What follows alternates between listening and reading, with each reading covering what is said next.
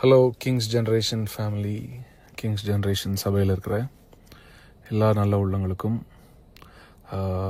ஃபேமிலிஸ்க்கும் வாழ்த்துதலை சொல்கிறேன். நான் pastor John Jebaraj தான் பேசுகிறேன். இந்த ஆடியோ கிளிப் நான் நம்முடைய சபை மக்களுக்காக மாத்திரம்தான் போடுறேன். ஆனால் இது எப்படியும் யூடியூபுக்கு வந்துடும். எல்லா சபைகளில் உள்ள பாஸ்டர்ஸும் கேட்பாங்க. தமிழ்நாடு மட்டும் இல்லை, உலகம் ஃபுல்லாக அந்த ஆடியோ போகும்னு எனக்கு தெரியும். ஆனாலும் தெரிந்ததை நான் சொல்கிறேன்.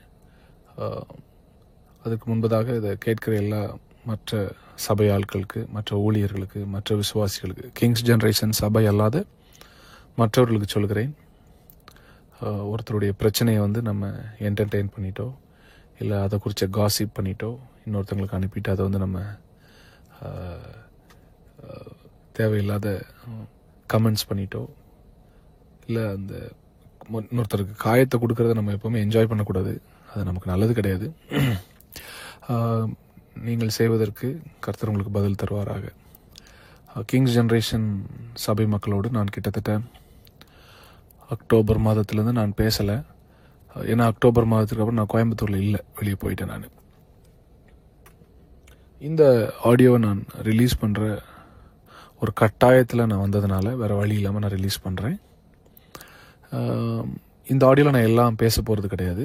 சில விஷயங்களை நம்முடைய சபை திறக்கப்படும் பொழுது ஜூன் 1 நம்முடைய சபையை மறுபடியும் கோயம்புத்தூர் பட்டணத்தில் திறக்கவிருக்கிறோம்.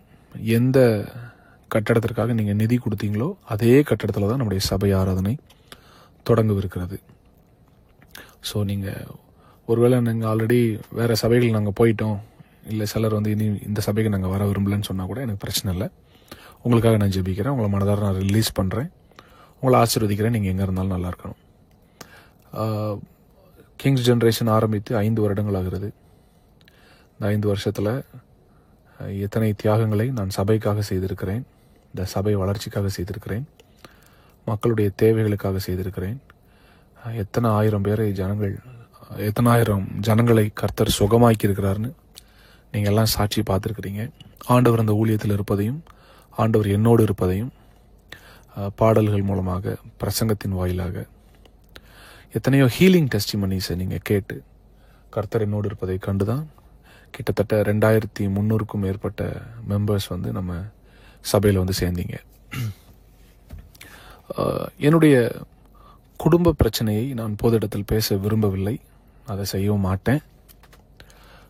ஒருவேளை அவர்கள் தரப்பிலிருந்து ஏதாவது அவதூறான குற்றச்சாட்டுகளையோ இல்லை ஆதாரமற்ற குற்றச்சாட்டுகளையோ அவர்கள் பொது தளத்தில் வைத்தால் அதையும் நான் சந்திக்க தயார் என்று பதிவிடுகிறேன். அப்புறம் நானும் அநேக உண்மைகளை பச்சையாக வெளியே சொல்ல வேண்டிய வரும். அதற்கு எதிர்த்தரப்பினர், என்னுடைய ரீமாவுடைய குடும்பத்திலிருந்து அவங்க செய்ய மாட்டாங்க, கொஞ்சம் டீசெண்டாக நடந்துக்கிடுவாங்க நான் நினைக்கிறேன். என் குடும்ப பிரச்சனையை நான் கிட்டத்தட்ட அநேக ஆண்டுகள் சந்தித்து வருகிறேன். ஆனால் நானும் அவளும் அதை மேற்கொண்டு ஜெபத்தினாலும் அறிவுரைகளினாலும் மேற்கொண்டு நாங்கள் அதை தொடர்ந்து செய்து கொண்டே வந்தோம். அந்த பிரச்சனையை நான் அவசியப்படும் பொழுது சொல்கிறேன்னு சொல்லிட்டேன். அண்ட் பொது வளத்தில் நான் சொல்ல மாட்டேன், பொது தளத்தில் தான் சொல்ல மாட்டேன். நான் அது கடந்த ஒரு 2 வருடமாக கொஞ்சம் டாக்ஸிக்காக மாறி, அண்ட் குறிப்பாக இந்த ஜூன் மாதத்திற்கு முன்பதாக சில காரியங்கள் நிமித்தமாக எனக்கும் அவளுக்கும் உண்டான சில வாக்குவாதங்கள், சில கான்வர்சேஷன்ஸில் நான் 2 முறை சொல்லியிருந்தேன். இதற்கப்புறமும் இந்த மாதிரி பிரச்சனை தொடர்ந்து நடந்தால் அது டிவோர்ஸை நோக்கி போக வாய்ப்பு இருக்குது, வேண்டான்னு சொன்னேன். அதன் பின்பதாகவும் அது நடந்தது. ஸோ அதனால் நான் அதை முழுசாக சொல்ல விரும்பலை. ஸோ ஷார்ட்டாக உங்களுக்கு நான் சொல்கிறேன். அதுலேருந்து நான் வெளியே வந்தேன். ஜூன் மாதமே நான் என்னுடைய வீட்டிலேருந்து வெளியே வந்து விட்டேன். ஜூன் மாதமே வந்துட்டு அதன் பின்பதாக நான் அவங்கக்கிட்ட சொன்ன காரியம், இது உலகத்திற்கு தெரிய வேண்டாம், நம்ம இதை நமக்குள்ளேயே சுமூகமாக முடித்து விடலாம் என்று ஜூன் 1 வாரத்திலேயே நான் வீட்டில் பேசிவிட்டு தான் வெளியே வந்தேன். என்னன்னா, நான் என்னுடைய ஊழியத்தில் இந்த சபையை ஆரம்பிக்கும் பொழுது யாருமே என் கூட இல்லை. எனக்கு அசிஸ்டன்ட் பாஸ்டர்னு யாரும் நான் நியமிக்கலை, அசோசியேட் பாஸ்டர் யாரையும் நான் நியமிக்கலை. ஆனால் ஊழியம் வளர கொஞ்ச நாட்கள், ஏன்னா நம்முடைய சபை வந்து ஒய்எம்சியில் தான் ஆரம்பித்தோம், கோயம்புத்தூர் ஒய்எம்சியில். கொஞ்ச நாள் ஆக ஆக சபை வளர்ந்தது. அப்புறம் கொரோனா காலத்தில் எல்லா சபையும் மூடப்பட்டது. அதன் பின்பதாக வேறொரு இடத்துல தொடங்க வேண்டும். ஏன்னா கொரோனா காலத்திலும் நம்முடைய எண்ணிக்கை மெம்பர்ஸ் வந்து ஆன்லைன் மூலமாக அதிகமானாங்க. அவர்கள் எல்லாம் வந்தால் வேற ஒரு இடம் தேவைப்படுமேன்னு சொல்லி தான் நம்ம வந்து வேற ஒரு இடத்த நோக்கி போகிறோம். இந்த காலகட்டத்தில் தான் ஒரு நபர் வந்து எனக்கு அறிமுகமாகிறார். அவர் பெயரை நான் சொல்ல மாட்டேன். பெயரை சொல்வதற்கு பயம் இல்லை, பயத்தினால் அல்ல, நான் தைரியமாக சொல்வேன். சீக்கிரம் ஒரு நாள் வெளியில் அதை சொல்ல போகிறேன் நான். ஆனால் சொல்கிறதுக்கு பதிலாக ஒரு ஹிண்ட் கொடுக்குறேன், எல்லாத்துக்கும் அது யாருன்னு தெரியும். அவரை தான் என் சர்ச்சில் எனக்கு அசோசியேட் அப்படின்னு சொல்லி வச்சுருந்தேன். கிங்ஸ் ஜென்ரேஷன் சபையில் அவர் தான் ட்ரூத் டைம் எடுப்பார். அவருக்கு கிராஸ்கட் ரோடில் அவங்க அப்பாவுக்கு, அவங்க தகப்பனாருக்கு ஒரு இடம் இருக்குது, ஒரு பில்டிங். அந்த பில்டிங்கில் மொட்டை மாடி இருந்துச்சு. அந்த மொட்டை மாடியை அங்கே ஏற்கனவே ஒரு பழைய பில்டிங் சிறிய அளவில் இருந்தது, உபயோகத்தில் இல்லாமல் இருந்தது. அப்போ அவர் சொன்னார், எங்கள் மொட்டை மாடியில் வேணால் நம்ம சபை கட்டிக்கிடலாம், நம்ம அங்கே ஆரம்பிக்கலாம்னு சொன்னார். அப்போ இது விஷயமா நாங்கள் அவங்க வீட்டில் போய் பேசினோம், அவங்க தகப்பனாட்ட பேசினோம். அப்போ அவங்க சொன்னது, ஏற்கனவே இருக்கிற அந்த சின்ன உபயோகத்தில் இல்லாத, யூஸில் இல்லாத ஒரு சின்ன பில்டிங், அந்த மொட்டை மாடியில் ஒரு 2/4 தான் இருந்துச்சு அந்த பில்டிங். அது ஏற்கனவே அந்த இன்டீரியர்லாம் இடிஞ்சு போய் தான் இருந்தது. நீங்கள் அதை இடிச்சிட்டு நீங்கள் உங்களுக்கு தேவையானதை கட்டிக்கோங்க, உங்கள் காசில் கட்டிக்கோங்க. ஆனால் உங்கள் காசில் நீங்கள் எவ்வளோ கட்டுறீங்களோ அதை நான் வந்து அட்வான்ஸ் தொகையாக எடுத்துக்கொள்கிறேன்னு அந்த நபர் வாக்கு கொடுக்குறாரு.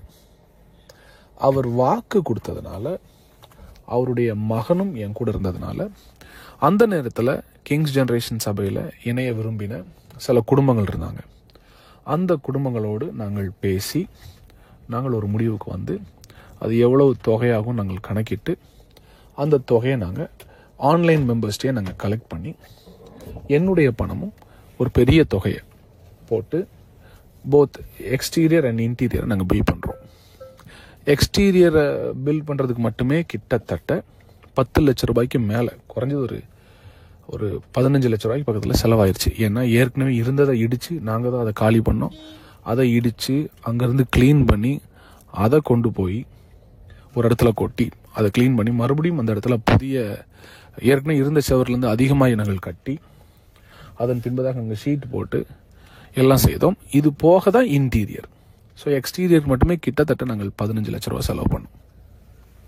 அவங்க முதல்ல சொன்ன வார்த்தை, நீங்கள் எவ்வளோ செலவு பண்ணுறீங்களோ அதை நாங்கள் அட்வான்ஸ் தொகையாக எடுத்துக்கொள்கிறோம். இதை சொல்லும்போது அவர் பையன், அதாவது என்னுடைய அசோசியேட் பாஸ்டர் என் கூட இருந்தார். அவர் இருக்கும்போது நாங்கள் வந்து கட்டுறோம். அப்புறம் பத்திரம் போடுற அன்னைக்கு எவ்வளவு செலவாச்சுன்னு போய் சொல்கிறோம். ஆனால் அவங்க அப்பா வந்து வெறும் 2 லட்சம் ரூபாய்க்கு அந்த அக்ரிமெண்ட்டை போட்டு கொண்டு வராரு. இது நடக்கும்போது என்னோட பிரதர் இம்மானுவேல், திருநெல்வேலியில் ஜெகவானிசி பில்டர்ஸுடைய ஃபவுண்டர் அண்ணன் இம்மானுவேல் அண்ணன் இருக்காங்க. அப்புறம் நம்முடைய பில்டிங் கீழேயே ஒருத்தர் துணி கடை வச்சுருக்கிறாரு, பிரதர் பால் அப்படின்னு. அவர் எங்கள் கூட வந்தார். நாங்கள் அவங்க வீட்டில் போய் நாங்கள் அக்ரிமெண்ட் போடுறோம். அக்ரிமெண்ட் போடும்போது அந்த அக்ரிமெண்ட்டில் அவங்க அப்பா வெறும் 2 லட்ச ரூபான்னு எழுதிட்டு வர்றாரு, மனசாட்சியே இல்லாமல். அப்போ நாங்கள் அங்கே உட்காந்து மறுபடியும் அதை தர்க்கம் பண்ணோம். நாங்கள் சொன்னோம், நீங்கள் எக்ஸ்டீரியர் கட்டிக்கோங்க, அப்போது அதுக்குரிய பணத்தை நான் என்ன செஞ்சிடறேன், அட்வான்ஸாக எடுத்துக்கிறேன்னு சொன்னீங்க. ஆனால் இப்போ கடைசியில் வெறும் 2 லட்ச ரூபா போடுறீங்களா அங்கிள், நான் பேசுகிறோம். அப்போ பேசும்போது அவங்க தாயாரும் கூட நிற்காங்க, அவங்க குடும்பமும் இருக்குது, எங்கள் சார்பாக ஒரு 3 பேர் இருக்கிறோம் நாங்கள். அப்போது அந்த அக்ரிமெண்ட்டை வந்து நாங்கள் அப்புறம் பேசி எவ்வளோன்னு எக்ஸ்பிளைன் பண்ணி ஒரு 10 லட்ச ரூபாய்க்காவது போடுங்க அங்கிள். அப்புறம் 9 லட்சம், 8 லட்சம், 7 லட்சம், 6 லட்சம், 5.5 லட்சம். கடைசியில் நான் சொன்னேன், நீங்கள் ஆண்டோருக்காக நீங்கள் கட்டுறதை நீங்கள் ஏன் இவ்வளோ தர்க்கம் பண்ணுறீங்க அங்கிள், நீங்கள் சொன்னதை நாங்கள் செஞ்சோம், 15 லட்ச ரூபா செலவு பண்ணியிருக்கோம், நீங்கள் அட்லீஸ்ட் ஒரு 5 லட்சமாவது போடுங்கன்னு சொன்னதுக்கப்புறம் வெறும் 5 லட்சத்துக்கு அந்த ஒப்பந்தம் எழுதப்பட்டது. அவர் பிரிண்ட் பண்ணி கொண்டு வந்து 2 லட்சம். ஆனால் நான் கையில் அதை மாற்றி திருத்தி எழுதினேன். 5 லட்சம் ரூபாய் செலவு, அதை வந்து நான் வந்து திருத்தி எழுதினேன். 5 லட்சம் ரூபாய் செலவானதுனால இந்த 5 லட்சத்தை நாங்கள் வந்து அட்வான்ஸாக கருதுகிறோம் அப்படின்னு நாங்கள் எழுதி எழுதினதுக்கு பின்பதாக அங்கே இருந்த சாட்சி கையெழுத்து, அதாவது எட்வின் நம்ம இம்மானுவல் அண்ணன், அப்புறம் பால் பிரதர், நான் 3 பேரும் எழுதி அதில் சாட்சி கையெழுத்தும் போடுறோம் 5 லட்சத்துக்கு. அந்த பத்திரத்தில் கையால் எழுதுனதுனால அவங்க அப்பா என்ன சொன்னார், இதை நான் ஒரு பிரிண்ட் எடுத்து கொண்டு வரேன், இப்போதைக்கு இதை பேசிக்கிறோம், மறுபடியும் நம்ம என்ன செஞ்சிடலாம், இன்னொரு தடவை கையெழுத்து போடலாம் அப்படின்னு சொல்லிட்டு போனார். அதுக்கப்புறம் நாங்கள் சபையில் உள்ளே போயிட்டோம். மாத வாடகை நாங்கள் கொடுத்துட்டு இருந்தோம். கரண்ட் பில் நாங்கள் தான் கட்டினோம், தண்ணி பில் நாங்கள் தான் கட்டினோம். அப்போ நான் ஒரு வாரம் கழித்து மறுபடியும் இந்த அசோசியேட் அவர்கிட்ட இந்த ட்ரூத் டைம் எடுத்தார்ல கிங்ஸ் ஜென்ரேஷனில், அவர்கிட்ட கேட்குறேன், பிரதர் உங்கள் அப்பா எனக்கு இன்னும் அந்த அக்ரிமெண்ட்டே தரலையே. அப்போ இவர் சொன்னார், எங்கள் அப்பா ஹரிச்சந்திர மாதிரி பாஸ்டர், எங்கள் அப்பாவுடைய வார்த்தை ரொம்ப சுத்தமாக இருக்கும், எங்கள் அப்பாவுக்கு அக்ரிமெண்ட் பேப்பரை விட அவர் வார்த்தை தான் ரொம்ப சுத்தமான ஆள் அப்படின்னு சொன்னோன்னே நான் இவர்கிட்ட சொன்னேன், பிரதர் உங்கள் அப்பாவை நான் நம்பலை, பேப்பரையும் நான் நம்பலை, ஆனால் உங்களை நான் நம்புகிறேன், உங்களை நான் நேசிக்கிறேன், நீங்கள் புது உடன்படிக்கைன்னு சொல்லி என் கூட வந்து சேர்ந்ததுனால நான் உங்களை நம்புகிறேன், உங்கள் ஹார்ட்டை நம்புகிறேன்னு சொல்லிட்டு அந்த அக்ரிமெண்ட் பேப்பரை பற்றி அப்புறம் நான் பேசவே இல்லை. சபையும் 5 ஆண்டுகள் நடைபெறுகிறது. நீங்கள் ஒரு காரியத்தை கவனிக்கணும். 2024 ஜூன் மாதம் நான் வீட்டை விட்டு வெளியே வர்றேன் பிரச்சனையினால. வெளியே வரும்போது நான் இம்மீடியட்டாக எங்கள் அப்பா அம்மாவுக்கும் சொல்லிட்டேன், என்னை சுற்றிலும் இருந்த எல்லாருக்கும் அதை நான் சொல்லிட்டேன், முக்கியமான நபர்களுக்கு சொல்லிட்டேன், இன்க்ளூடிங் ப்ராஃபட் டிஜோவுக்கு அது தெரியும். நான் வெளியே வர்றதுக்கு முன்னால் இந்த மாதிரி சில முடிவுகளை குடும்பத்தில் நான் எடுக்கிறேன் என்று நான் முதல்ல நம்பி சொன்னதே அவர்கிட்ட தான். யாரு என் கூட அந்த அசோசியேட்டாக இருந்தார்ல ஒருத்தர், இந்த ட்ரூத் டைம் பேசுகிறவர், கிங்ஸ் ஜென்ரேஷனில் வாக்கு மாறாத குடும்பத்தை சார்ந்தவர், பொய் சொல்ல தெரியாத ஒரு குடும்பம், அவர்கிட்ட தான் நான் ஃபர்ஸ்ட் சொல்கிறேன், இந்த மாதிரி என்னுடைய குடும்பத்தில் ஒரு சிறிய பிரச்சனை போகுது, இந்த மாதிரின்னு சொன்னோன்னா அவர் ஃபஸ்ட்டு சொன்ன வார்த்தை, பாஸ்டர் நீங்கள் என்ன முடிவு எடுக்கிறீங்களோ நாங்கள் உங்கள் கூட இருக்கிறோம், நாங்கள் சபையாக நிற்கிறோன்னாரு. அதன் பின்பதாக நான் அமைதியாக தான் இருந்தேன். ஒரு மாதம், ஒரு 1.5 மாதம் போகும்போது எங்களுடைய சபையில் மொத்தமும் எதிர்த்தரப்பினரால், அதாவது என்னுடைய மனைவியின், அவளை நான் குறை சொல்ல விரும்பலை, நாங்கள் என்ன எங்களுக்கு தெரிய வருது அப்படின்னா, சபையில் இருக்கிற அநேகருக்கு இந்த விஷயம் தெரிய ஆரம்பிக்கிறது. இதை யார் சொன்னா, ஏன் சொல்கிறாங்க எனக்கு ஒன்றுமே புரியலை. இப்போ கூட அது எனக்கு ஒரு டவுட் இருக்குது, ஒருவேளை இவர் மூலமாக தான் போயிருக்க வாய்ப்பு இருக்குன்னு எனக்கு தோணுது. இப்போ சபையில் அதனுடைய ரிஃப்ளெக்ஷன்ஸ் தெரியுது, பாஸ்டருடைய ஃபேமிலியில் ஏதோ ஒரு சிறிய சலசலப்பு போகுதுன்னு. நான் இதன் நிமித்தமாய் ஜூலை ஆகஸ்ட் மாதம்லாம் வரும்போது ஒரு ஒரு ஸ்ட்ராங்கான ஒரு டெசிஷனுக்கு வர்றேன். வந்துட்டு எங்கள் குடும்பத்துலேயும் பேசிட்டு, எங்கள் சபையில் சில ஒரு குற்றச்சாட்டை ஒரு குறிப்பிட்ட குடும்பத்தின் மீது வைத்துக்கொண்டே இருந்தாங்க. அப்போ அவங்க குடும்பத்தோடு நாங்கள் போய் பேசிட்டோம், என்னென்ன நடக்கும், இதுக்கப்புறம் நாங்கள் என்ன முடிவு எடுக்க போகிறோம்னு பேசி நாங்கள் முடிச்சிட்டோம். இந்த எனக்கும் என் மனைவிக்கும் ஒரு சிறிய சலசலப்பு போகிறது என்பதை அறிந்து கொண்டு இந்த நபர், அதாவது அந்த அசோசியேட்டு ட்ரூத் டைம் எடுக்கிறவர், என் மனைவி கூட போய் ஜாயின் பண்ணுறாரு, கை கோத்துட்டார். எனக்கு இது தெரியவே தெரியாது. அவர் முதல்ல போகும்போது நடுநிலை மாதிரி போகிறார், கம்ப்ளீட்டாக அந்த சைடு போகாமல் நடுநிலையாக போயிட்டு அவங்க சைடும் பேசுகிறாரு, என் சைடும் பேசுகிறாரு. இதை பற்றி எனக்கு தெரியவே தெரியாது. நான் அநேக காரியத்தை சொல்ல அது அந்த சைடு தெரிய இது போய்கொண்டே இருக்குது. இதற்கிடையில் இதை நான் பப்ளிக்கில் நான் வெகு சீக்கிரத்தில் அனௌன்ஸ் பண்ணுவேன். இதை குறித்து எனக்கு பயமும் இல்லை. எந்த பெண்ணை ரொம்ப ஒரு பெண் பிள்ளைய தாக்கி அசிங்கப்படுத்தி அவமானப்படுத்தி சபையை விட்டு வெளியேற்றணும்னு நினைச்சாங்களோ அந்த பெண்ணின் குடும்பத்தோடு எங்கள் குடும்பம் பேசிவிட்டார்கள். ஒருவேளை இது டிவோர்ஸ் ஆனால் என்ன செய்யலாம், நம்ம அடுத்த திருமணத்தை நம்ம செய்து கொள்ளலாம், அது வரைக்கும் நமக்குள்ளே இது இருக்கட்டும்னு சொல்லி நாங்கள் உள்ளதான் பேசி வச்சுருந்தோம். அப்போ என்னோட சபையில் சில வாலிபர்கள் ரொம்ப க்ளோஸாக இருப்பாங்க. அதில் குறிப்பாக ஒரு நபர் எனக்கு அடிக்கடி என் கூட வெளியில் டிரைவராக வருவார், கார்லாம் ஓட்டுவார். நான் அவங்க பேரை சொல்லலாமா வேண்டாமான்னு யோசித்த போது என் மனசாட்சி சொன்னிச்சு, நீ ஒரு நாள் அதை காண்பித்து கொடுக்காத, கர்த்தர் பார்த்து கொள்வார், ஆண்டவர் இதை செய்வார். நான் இந்த ஆடியோவுடைய முடிவில் என்னென்ன சில காரியங்களை கர்த்தர் ஏற்கனவே செய்ய ஆரம்பித்து விட்டார் என்பதை நான் சொல்கிறேன். அது நிச்சயமாய் உங்களுக்கு தெரிய வரும். அப்போ நாங்கள் குடும்பமாக ஆல்ரெடி இதை பேசி முடித்ததுனால நாங்கள் சேர்ந்து வெளியே போவதுண்டு, தனியில் சேர்ந்து வெளியே போவதுண்டு. போகும் பொழுது ஒரு அக்கேஷனில் என் கூட 5-6 ஃபேமிலிஸ் இருக்கிறாங்க, எல்லாருமே பொது இடத்துல இருக்கும் பொழுது ஒரு பர்த்டே ஃபங்க்ஷனில் நான் எதேர்ச்சியாக கொடுத்த ஒரே ஒரு முத்த காட்சி, அது ஒன்றும் இல்லை, ஒரு ரொம்ப ஃபார்மல் கிஸ். அது நீங்கள் இது கொச்சையாக எனக்கு தெரியும், இதை நிறைய பேர் யூடியூப்பில் டைட்டில்லாம் போடுவீங்க. நீங்கள் போட்டாலும் எனக்கு பிரச்சனை இல்லை. ஏன்னா நான் மறுபடியும் இதை நானே என்னுடைய சேனலில் இந்த வீடியோ நான் போடுறேன். இது போட்டதுக்கப்புறம் நிறைய பேருக்கு பதில் தெரியும். அந்த வீடியோவை என் டிரைவர் கையில் வச்சிருக்கிறார். பிரியமானவர்களே, இந்த பிரச்சனை ஒரு பக்கம் போயிட்டு இருக்கும்போது எதிர்த்தரப்பினர்லேருந்து என் சைடில் இருந்த சில வாலிபர்கள் அவங்க பக்கத்தில் போகிறாங்க. காரணம் எல்லாமே எங்கள் கூட க்ளோஸாக தானே இருந்தாங்க. இருக்கும்போது அதில் ஒரு வாலிப தம்பி இருக்கான். அவங்க அப்பா ஒரு சர்ச்சு பாஸ்டர். அவர் அடுத்து நான் இந்த ஆடியோ இதோட முடியாது, 2-3 ஆடியோஸ் நான் போடுவேன். அதில் சில ஆடியோஸ் நான் இந்த துரோகம் செய்த சில வாலிபர்களுடைய அப்பா அம்மா கிட்ட நான் நேரடியாக பேச போகிறேன். பேசி இது எப்படிப்பட்ட சாபத்தை கொண்டு வரும், இது எப்படிப்பட்ட காரியத்தை உங்கள் பிள்ளைகள் செய்திருக்கிறாங்க நான் நேரடியாகவும் யூடியூப்லேயும் நான் பேசுவேன். பட் ஒரு நாளும் பேர் சொல்ல மாட்டேன். அவங்க எல்லாம் கூட சேர்ந்துட்டு எப்படியாவது என்னை பழி வாங்க வேண்டும், என்னை தீர்த்து கட்ட வேண்டும் என்று என்னை ஒரு இது பண்ணுறாங்க. அப்போ நீங்கள் யோசிப்பீங்க, எதுக்கு அவங்கள பழி வாங்குறாங்க? அவர்கள் சில காரியத்தில் மாட்டி நான் அதை எங்களுக்குள்ளேயே பேசி முடித்தோம். ஆனால் நான் அதை வெளியே சொன்னதாக அவர்களிடத்தில் போய் யாரோ சொல்லிட்டாங்க. அதுவும் இந்த நபராகத்தான் இருக்கும் என்று எனக்கு இப்போ எல்லாம் சந்தேகம் வருகிறது. கடைசியில் அவங்க ஒரு டீமாக சேர்றாங்க. இவங்க எல்லாம் சேர்ந்து இந்த ஒரு வீடியோ மட்டும்தான் அவங்க சைடில் இருக்குது. என் கூட டிரைவராக இருந்த இந்த தம்பி கொஞ்ச நாளில் நம்ம அசோசியேட் கூட போய் சேர்றாரு. ஏன் சேர்றாருன்னா இன்னொரு பிரச்சனையை அவங்க கிளப்புறாங்க. எனக்கும் வேற ஒரு பெண்ணுக்கும் தொடர்பு என்று. அதுக்கு ஒரு ஆதாரம் கிடையாது, ஒரு சாட்சி கிடையாது. அந்த பொண்ணும் அதுக்கு ஒத்துக்கல, நானும் அதுக்கு ஒத்துக்கல. ஒரு வாட்ஸ்அப் மெசேஜோ ஒரு கால்ஸோ ஒன்றும் கிடையாது. ஆதாரமற்ற ஒரு பெரிய அபாண்டமான ஒரு பழியை என் மீதும் அந்த பெண் மீதும் போடுறாங்க. இன்ஃபேக்ட் நான் தான் அவங்க 2 பேருக்கும் கல்யாணம் பண்ணி வச்சேன். நான் தான் அவங்க கூட நின்று எல்லாம் பண்ணியிருக்கிறேன். அவங்க என்னை அப்பான்னு தான் கூப்பிடுவாங்க.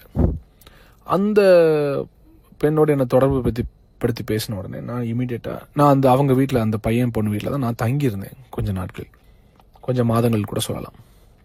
நான் தனியாக இல்லை, அந்த வீட்டில் பெரியவர்களும் தங்கியிருந்தார்கள். இந்த குற்றச்சாட்டு வந்த அன்னைக்கே நான் அந்த வீட்டை காலி பண்ணிவிட்டு நான் வெளியே வந்து நான் வேற ஒரு இடத்துக்கு போயிட்டேன்.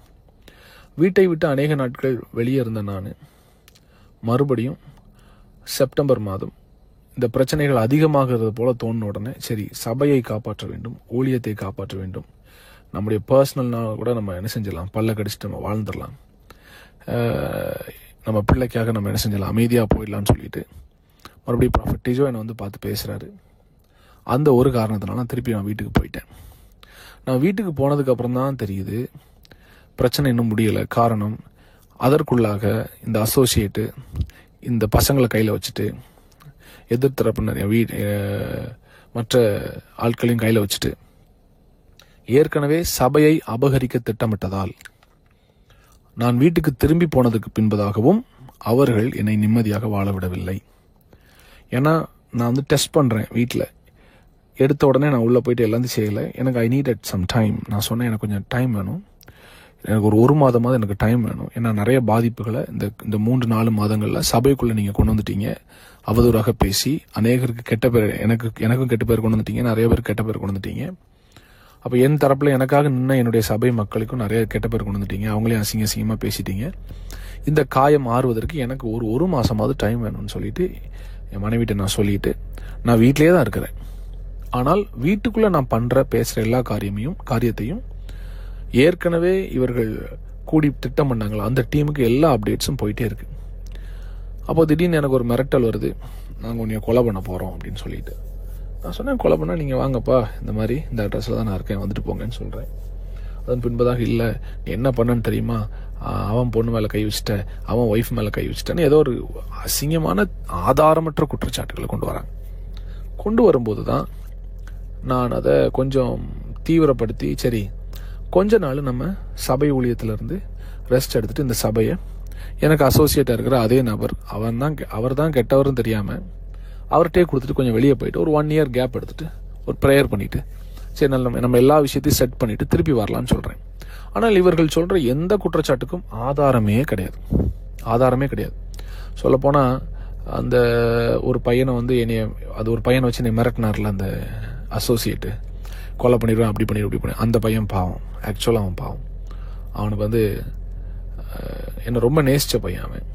அவனை எப்படியோ இவங்க எல்லாம் சேர்ந்து ஒரு குரூப்பாக சேர்ந்து அவனை பிரெயின் வாஷ் பண்ணி அவனை கைக்குள்ளே போட்டுட்டு இதெல்லாம் பண்ண ஆரம்பிச்சிட்டாங்க.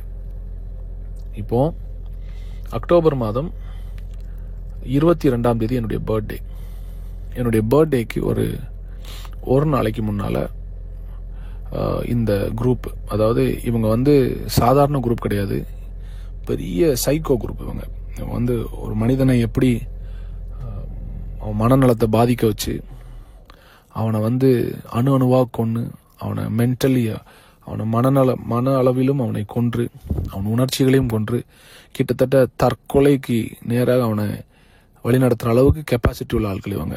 இது சாதாரண கேங் கிடையாது. இந்த ஆடியோவை கேட்குற உலகத்தில் இருக்கிற எல்லா ஊழியர்களுக்கும் நான் சொல்கிறேன், எல்லா விசுவாசிகளுக்கும் சொல்கிறேன், தேவராஜ்யத்தில் சபையில் இப்படிப்பட்ட துரோகிகள் இனி தலையெடுக்கவே கூடாது. அதனால தான் நான் ஓப்பனாக பேச ஆரம்பிச்சிட்டேன். ஏன்னா எனக்கு தெரிஞ்ச நான் சினிமாலாம் பார்த்துருக்குறேன். சினிமாவில் கூட இவ்வளவு கேவலமான ஒரு காரியத்தை யாராலும் ஒரு சித்தரிக்க கூட, அதாவது யோசிச்சு கூட இமேஜின் கூட பண்ண பார்க்க முடியாது. அந்த அளவுக்கு கொடுமையான கூட்டமாகும் இந்த கூட்டம். அந்த கூட்டத்துக்கு தலைவன் தான் அந்த அசோசியேட். இவர்கள் என்னை மிரட்டுகிறார்கள். அப்போ மிரட்டி நாங்கள் வீடியோவை வெளிவிட போகிறோம். நான் சொன்னேன், என்ன வீடியோ? நீங்கள் வந்து ஒரு பொண்ணு கூட தப்பு பண்ண வீடியோ வெளியிட போகிறேன். நான் சொன்னேன், அப்படி நடக்கவே இல்லை, நீங்கள் விட்டுக்கோங்கன்னு சொல்கிறேன். ஆக்சுவலாக நான் வந்து வேற ஒரு பொண்ணோடு தொடர்பில் இருக்கிறேன், பெட்ரூமில் வீடியோ இருக்குங்களான்னு சொல்லி என்னை ஏமாற்றி வந்து மிரட்டுறாங்க. அப்போ நான் சொன்னேன், நீங்கள் தாராளமாக விட்டுக்கோங்க, அப்படி ஒரு விஷயம் நடக்கவே இல்லைன்னு நான் உறுதியாக சொல்கிறேன். ஏன்னா என் கூட இருந்த டிரைவரு, நம்ம ஏற்கனவே எங்கள் குடும்பமாக பேசியிருக்கோம்ல, இந்த குடும்பம், இந்த ஃபேமிலி, அந்த பொண்ணுக்கு வந்து அவங்க அந்த பர்த்டே அன்னைக்கு நம்ம முத்தம் கொடுத்ததை அந்த வீடியோ மட்டும் தான் இவன் கையில் இருக்குது. இவன் போய் அவங்க கூட சேர்ந்துட்டான்னு எனக்கு தெரியவே இல்லை. ஆனால் அவங்க வேற சில குற்றச்சாட்டுகள்லாம் சொல்லும்போது நான் சொன்னேன், தைரியமாக நீங்கள் என்ன செய்யுங்க, வீடியோவை ரிலீஸ் பண்ணுங்க. அப்படி ஒன்று நடக்கவே இல்லை, நான் சந்திக்க தயார்னு சொல்லிட்டேன். அதுக்கப்புறம் 21ஆம் தேதி நைட்டு 11 மணிக்கு எனக்கு இந்த சம்மந்தப்பட்ட இந்த பெண்ணுடைய குடும்பத்திற்கு, எங்கள் அப்பா அம்மாவுக்கு, என் தம்பிக்கு, இந்த பொண்ணுடைய அப்பா அம்மாவுக்கு, அப்போ என்னோடு இருக்கிற எனக்கு துணைன்னு இருக்கிற சில ஊழியக்காரர்களுக்கு என்ன செய்கிறாங்கன்னா, இந்த பர்த்டே ஃபங்க்ஷனில் நான் கொடுத்த அந்த முத்தம் கொடுத்த அந்த வீடியோவை மட்டும் அனுப்புகிறாங்க. அது ரொம்ப கவர்ச்சியான ஆபாசமான வீடியோலாம் கிடையாது, ரொம்ப சாதாரணமாக ஒரு வீடியோ, முத்தம் கொடுக்குற ஒரு வீடியோ. ஆனால் அந்த டைமில் நான் இந்த நியூஸை உலகத்துக்கு சொல்லாததுனால திடீர்னு ஒருத்தன் வெளியில் வந்துட்டு இந்த மாதிரி பாஸ்டர் வந்து ஒரு பொண்ணோட இருக்கிறான்னு சொன்னால் எல்லாரும் என்னை தப்பாக நினைப்பாங்கன்னு சொல்லிட்டு தான் நான் அதுக்கு பயந்து போய் நீங்கள் அதை ரிலீஸ் பண்ணாதீங்கடான்னு சொன்னேன். அதை வச்சு என்னை மிரட்டி அதுக்கு பின்பதாக என்ன செய்கிறாங்கன்னா, 21ஆம் தேதி என் பர்த்டே அன்னைக்கு நைட் 21ஆம் தேதி இந்த வீடியோவை எல்லாருக்கும் அனுப்புகிறாங்க. இது எல்லாருக்கும் தெரியும், என் மனைவி உள்பட. 21ஆம் தேதி நைட்டு 11:45 என்னை ஃபோன் பண்ணி சொல்கிறா, நீ உயிரோடு இருக்காது, நீ செத்துரு. இந்த வார்த்தையெல்லாம் கேட்கும்போது எனக்கு ரொம்ப கஷ்டமாக இருந்தது. ஒரு பக்கம் ஊழியம் போயிட்டுருக்குது, ஒரு பக்கம் நான் பாடல் எழுதிட்டுருக்கிறேன், அது பண்ணுறேன், நிறையா சேலஞ்சஸை நான் ஃபேஸ் பண்ணிட்டு இருக்கிறேன். அப்போது இவங்களும் ஒரு பெரிய டீமாக சேர்ந்துட்டு என்னை பழி வாங்க நினைக்கும் போது நான் கிட்டத்தட்ட செத்த பணமாகத்தான் தெரிந்தேன். எனக்கு ஒரே ஆறுதல் தேவ பிரசன்னம் மட்டும்தான். நான் ஆண்டவர்கிட்ட போய் அழுவேன், ஆண்டவரே நான் இது தப்பாக செஞ்சேன், இது ரைட்டாக செஞ்சேன், என்ன இருந்தாலும் நீங்கள் என்னை பார்த்துக்கோங்க. நான் ஒரு நாளும் மனிதர்கள் என்னை பழி வாங்கவோ இதை பயன்படுத்தி என்னை அழிக்க நினைத்தால் அதுக்கு நீங்கள் ஒரு நாள் நீங்கள் சம்மதிக்க மாட்டீங்கன்னு தெரியும் ஆண்டவரே, நான் ஆண்டவர்கிட்ட சொல்கிறேன். 21ஆம் தேதி நைட்டு என் பர்த்டேயை கெடுப்பதற்காகவே கரெக்டாக இவங்க என்ன பண்ணுறாங்கன்னா ஒரு வீடியோ ரிலீஸ் பண்ணுறாங்க. இந்த வீடியோவை முக்கியமான ஆட்களுக்கும் எனக்கும் அதை ஃபார்வர்ட் பண்ணுறாங்க. நீங்கள் நல்லா கவனிங்க. அதன் பின்பதாக 22ஆம் தேதி என் பர்த்டே நான் ஒழுங்காக கொண்டாடலை, நிம்மதியாக நான் இல்லை. ஆக்சுவலாக கொஞ்சம் கஷ்டமாக தான் இருந்துச்சு எனக்கு இப்போ கூட அதை நினச்சி அழுக வருது. பட் பரவாயில்ல. 27ஆம் தேதி சண்டே, 27ஆம் தேதி சண்டே. ஸோ என்னுடைய பர்த்டேக்கு ஒரு வாரத்துக்கு முன்பதாகவே என் சபையிலிருந்து குறிப்பாக இந்த அசோசியேட்டும் அவருடைய மனைவியும் எங்கள் சபை குரூப்பில், வாட்ஸ்அப் குரூப்பில் ஒரு மெசேஜ் போடுறாங்க. எங்களுக்கும் இந்த சபைக்கும் இனி சம்பந்தம் இல்லை அப்படின்னு ஒரு மெசேஜ் போடுறாங்க. இதை பார்த்துட்டு நான் மனவேதனைப்பட்டு அவருக்கு கூப்பிட்டோன்னே அவர் சொன்னார், இல்லை நாங்கள் ஆல்ரெடி முடிவு எடுத்துட்டோம். நான் சொன்னேன், எதற்காக நீங்கள் முடிவு எடுக்கிறீங்க? நீங்கள் இதில் வெளியே போகிறதுக்கு என்ன சம்மந்தம்? இல்லை ஜனங்கள் எங்ககிட்ட கேள்வி கேட்குறாங்க. நான் சொன்னேன், யார் கேள்வி கேட்டாலும் பாஸ்டர்ட்ட பேச சொல்லுங்கள், என்கிட்ட பேச சொல்லுங்கன்னு சொன்னேன். ஆனால் இவர் தான் தலைவன் எனக்கு தெரியாமல் நான் அவர் சொன்னதை நம்பிட்டு சொன்னேன், சரி பிரதர், ஒருவேளை நீங்கள் இந்த ஊழியத்தை விட்டு வெளியே போகிறீங்கன்னா பார்த்து போய்க்கோங்க, பட் நான் உயிரோடு இருக்கிற வரைக்கும் ஊழியம் பண்ணுவேன், நான் ஊழியத்தை செஞ்சுக்கிறேன், நான் பார்த்துக்கிறேன்னு சொல்லிட்டு விட்டுட்டேன். 2 வாரத்துக்கு முன்பதாகவே இந்த சபையின் ஊழியத்திலிருந்து விடுபடுகிறேன் என்று சொன்ன இந்த நபர் அந்த பசங்கள் கூட தான் கான்டாக்டில் இருந்தார். இன்ஃபேக்ட் அந்த ஒரு தம்பி வந்து என்னை ஒரு நாள் நைட் ஃபோன் பண்ணி உன்னை கொலை பண்ணிடுவேன், அதை பண்ணிடுவேன்னு சொல்லும்போது அதுக்கு கான்ஃபரன்ஸ் கால் போட்டு தந்ததே இவர் தான். அப்போ இவரோடு தான் அவங்க எல்லாமே கனெக்ஷனில் இருக்கிறாங்க. ஒரு பெரிய நாடகம் என்னை சுற்றி அரங்கேறி கொண்டு இருக்கிறது. எனக்கு வந்து இதை கிரகிக்க முடியல. என்னென்னா என் கூட இருந்த பசங்களை இவன் எனக்கு விரோதமாக திருப்பி விட்டுட்டானேன்ற ஒரு ஆதங்கத்தில் என்னால் சாப்பிட முடியல, என்னால் ஒன்றுமே செய்ய முடியல. 2வது ஒரு பதட்டம் இருந்தது. இதை கேட்குற எல்லா ஊழியர்களுக்கும் வந்து இந்த பதட்டம் வந்து வந்திருக்கணும். அதாவது உங்களுக்கு இப்படி ஒரு சம்பவம் நடந்தால், உங்களுக்கு வாழ்க்கையில் இந்த மாதிரி ஒரு காரியம் நடந்துச்சுன்னா, இப்படி ஒரு குரூப் உங்கள் சர்ச்சில் இருந்து உங்கள் வீடியோ ரிலீஸ் பண்ண போகிறோன்னு சொன்னால் உங்கள் மனநிலைமை எப்படி இருக்குன்னு யோசிச்சு பாருங்கள். இல்லை உங்கள் பிள்ளைகளுக்கு இப்படி நடந்திருந்தால் அது எப்படி இருக்குன்னு யோசிச்சு பாருங்கள். நான் வந்து ரொம்ப வேதனைப்பட்டு என்னால் சாப்பிட முடியல, தூங்க முடியல. ஒரு பக்கம் வந்து குடும்பத்தில் போகும் இந்த பிரச்சனை, 2வது சபையில் போகும் இந்த பிரச்சனை. ஆனாலும் சபை ஒரு பக்கம் வளர்ந்துட்டே இருக்கு. வார வாரம் ஹீலிங் டெஸ்டிமனிஸ் நடக்குது. கர்த்தர் என்னை கைவிடவே இல்லை, கர்த்தர் என் கூட இருக்கிறார். சபையிலிருந்து விடுபடுகிறேன் என்று சொன்ன இந்த நபர் கரெக்டாக பிரச்சனை நடந்த அன்று நான் வந்து 26ஆம் தேதி வீட்டில் இருந்து கிளம்பி மதுரைக்கு போகிறேன். என் ஒய்ஃப்ட்ட சொல்கிறேன், நாளைக்கு நான் ஒரு கெஸ்ட் ஸ்பீக்கர் அரேஞ்ச் பண்ணிட்டேன், அவர் வருவார், எனக்கு கொஞ்சம் டைம் வேணும், ஒரு 2 மாதம் டைம் வேணும். நான் அவர் கையில், கெஸ்ட் ஸ்பீக்கராக வந்தது என் தம்பி பாஸ்டர் ஜெனில்குமார், அவர் கையில் கொடுத்துட்டு நீங்கள் சர்ச் நடத்துங்க தம்பி, நீங்கள் நடத்துங்க, எனக்கு ஒரு 6 மாதம் டைம் தாங்க, நீங்கள் நடத்துங்க, நான் திருப்பி வர்றேன்னு சொல்லிட்டு நான் போகிறேன். ஆனால் 26ஆம் தேதி நான் கிளம்பும்போது எனக்கு ஒரு ஹிண்ட்டும் இல்லை அடுத்த நாள் இவங்க சபைக்கு வர போகிறாங்க. 26ஆம் தேதி நான் ஊருக்கு கிளம்பி போனதுக்கப்புறம் நான் இல்லாததை தெரிந்து கொண்டு, அது எப்படி தெரிஞ்சாங்கன்னு, நான் ஊருக்கு போனதை ஒரு நபர்கிட்ட வீட்டில் மட்டும் தான் சொல்லிட்டு போனேன். ஆனால் இவங்க எல்லாத்துக்கும் நான் இல்லாதது எப்படி தெரியும்னு தெரில. உங்கள் எல்லாத்துக்கும் இப்போ புரிஞ்சிருக்கும், இவங்க எல்லாரும் ஒரே டீமாக செயல்பட்டுருக்காங்கன்னு. இவங்க ஒரே டீமாக செயல்பட்டு 27ஆம் தேதி நான் மதுரையில் காலையில் 7 மணிக்கு எந்திரிக்கும். எனக்கு ஃபஸ்ட்டு ஃபோன் கால் வந்து என் ஒய்ஃப் தான் கூப்பிட்றா, அந்த மாதிரி அந்த பசங்க வந்து சர்ச்சில் வந்து பிரச்சனை பண்ணுறாங்க. நான் சொன்னேன், எந்த பசங்க வர்றாங்க? இல்லை அந்த குறிப்பிட்ட ஒரு 3 பசங்களுடைய பேர் சொல்லி அவங்க வந்திருக்காங்க. என்ன பிரச்சனை பண்ணுறாங்க? ஏதோ ஒரு வீடியோ வச்சுருக்காங்க. என்ன வீடியோ வச்சுருக்கிறாங்க? அவங்க சொன்னதும் அவங்க கொண்டு வந்ததும் வேற. 2வது, இதுக்கு அந்த சபை நிறுத்த இவங்க பிளான் பண்ணும்போது இதற்கு முதல்ல ஹெட்டாக நின்று பிளான் பண்ணதே என்னுடைய அசோசியேட் தான், அந்த ட்ரூத் டைம் எடுக்கிறவர் தான். அவரும் அன்றைக்கி இந்த சர்ச்சுக்கு வந்திருக்கிறார். அப்போ எனக்கு முதல் கேள்வி மனசில் எழும்புச்சு, 2 வாரத்துக்கு முன்னால் இந்த சபைக்கும் எனக்கும் பிரச்சனை இல்லைன்னு சொன்ன நபர் எதற்காக வந்து நிற்கிறார்? அடுத்து அவர் எனக்கு லேட்டராக சொன்னது, பாஸ்டர் அவங்க வந்து பிரச்சனை பண்ண வந்தாங்க, உங்களை அட்டாக் பண்ண வந்தாங்க, உங்களுக்கு எதுவும் ஆயிடக்கூடாதுன்னு நாங்கள் கூட வந்தோம். என்னுடைய ஒரே கேள்வி, அப்போ நீ முதல்ல எனக்கு தானே ஃபோன் பண்ணி சொல்லியிருக்கணும் இந்த மாதிரி பசங்க வராங்கன்னு, ஏன் ஃபோன் பண்ணி சொல்லலை? கேட்டால் நீங்கள் என் ஃபோன் நம்பரை பிளாக் பண்ணிட்டீங்க. இவர் எப்போ சர்ச்சுக்கு வரமாட்டேன், இந்த சர்ச்சை விட்டு வெளியே போகிறேன்னு சொன்னாரோ அவர் மேலே வருத்தத்தில் நான் பிளாக் பண்ணேன். ஆனால் அவருடைய மனைவியின் ஃபோனை நான் பிளாக் பண்ணல. 2வது, அவர் ஃபோன்லேருந்து மட்டும் இல்லை, அவர் என்னை காண்டாக்ட் பண்ண நினச்சிருந்தா எந்த ஃபோன்லேருந்து என்னை காண்டாக்ட் பண்ணியிருக்கலாம், அட்லீஸ்ட் ஒரு மெசேஜாவது அனுப்பியிருக்கலாம் எனக்கு அவர். ஆனால் அவர் செய்யவே இல்லை. என்னையை காப்பாற்றுவதை போல ஒரு நாடகம் ஆடிட்டு இந்த பசங்களை தூண்டி விட்டதே இந்த நபர் தான். அன்னைக்கு காலையில் வந்து சபையை நிறுத்தும்போது இவங்களுக்கு எப்படி சர்ச்சை நிறுத்தணுன்ற ஐடியா வந்துச்சுன்னு எனக்கு இப்போவும் புரியவே இல்லை. இவங்க சொல்லுகிற குற்றச்சாட்டுக்கும் சபைக்கும் என்ன சம்மந்தம்னு தெரியல. ஒருவேளை அது உண்மை கிடையாது, ஒருவேளை அந்த அவங்க சொல்கிற குற்றச்சாட்டு உண்மையாக இருந்தால் கூட அது ஒரு வீட்டுக்குள்ளேயோ ஒரு வெளியில் வச்சோ பேசி தீர்க்கப்பட வேண்டிய ஒரு விஷயம். அதை கொண்டு வந்து இவ்வளவு வேகமாய் வளர்கிற ஒரு 2500 பேர் உள்ள சபையை வந்து ஞாயிற்றுக்கிழமை ஆராதனை நடக்கும்போது வந்து நிறுத்தினாங்கன்னா அப்போ எந்த அளவுக்கு இவர்களுக்கு தேவ பிரசனத்தின் மேலும் வார்த்தையின் மேலும் ஒரு நாட்டமோ ஒரு மரியாதையோ இருக்கு, எனக்கு ஒன்றுமே புரியல. அதுவும் குறிப்பாக இந்த நபர் இந்த ட்ரூத் டைம் எடுக்காரு பாருங்க, அன்பை மாத்திரம் தான் பேசுவார், கர்த்தர் நல்லவர்னு பேசுகிறார். ஒரு வேதாகம கல்லூரி கூட நடத்திட்டு இருக்காரு அவர். அது கூட நான் அவருக்கு கிராஜுவேஷன் கூட சப்போர்ட் பண்ணேன். இவருக்கு எப்படி ஒரு சபை ஆராதனையை நிறுத்துவதற்கு மனசு வந்துச்சுன்னே தெரில. எனக்கு இப்போ நினைச்சாலும் கண்ணீர் வருது எனக்கு. இவர் வந்து நின்று அந்த பசங்களை ஏவி விட்டு சபையை நிறுத்துறாரு. இவர் சொன்னார், என்னை காப்பாற்ற வந்தேன்னு. ஆனால் அன்னைக்கு அந்த பிரச்சனை நடக்கும்போது என்னுடைய இன்னொரு அசோசியேட் பாஸ்டர் டேவிட் ரமேஷ், என்னுடைய இன்னொரு அசோசியேட் பாஸ்டர் மனோகர் தாஸ், என்னுடைய இன்னொரு அசோசியேட் பாஸ்டர் சாம், இவங்க 3 பேர் அங்கே இருக்கிறாங்க. இது போக என்னுடைய விசுவாசிகள் எல்லாரும் இருக்கிறாங்க. குறிப்பாக என்னுடைய சில முக்கியமான மூப்பர்களும், பிரதர் ராஜ்குமார், இந்த மாதிரி சில முக்கியமான மூப்பர்களும் அங்கே இருக்கிறாங்க. பிரதர் விக்டர் எல்லாம் இருக்கிறாங்க.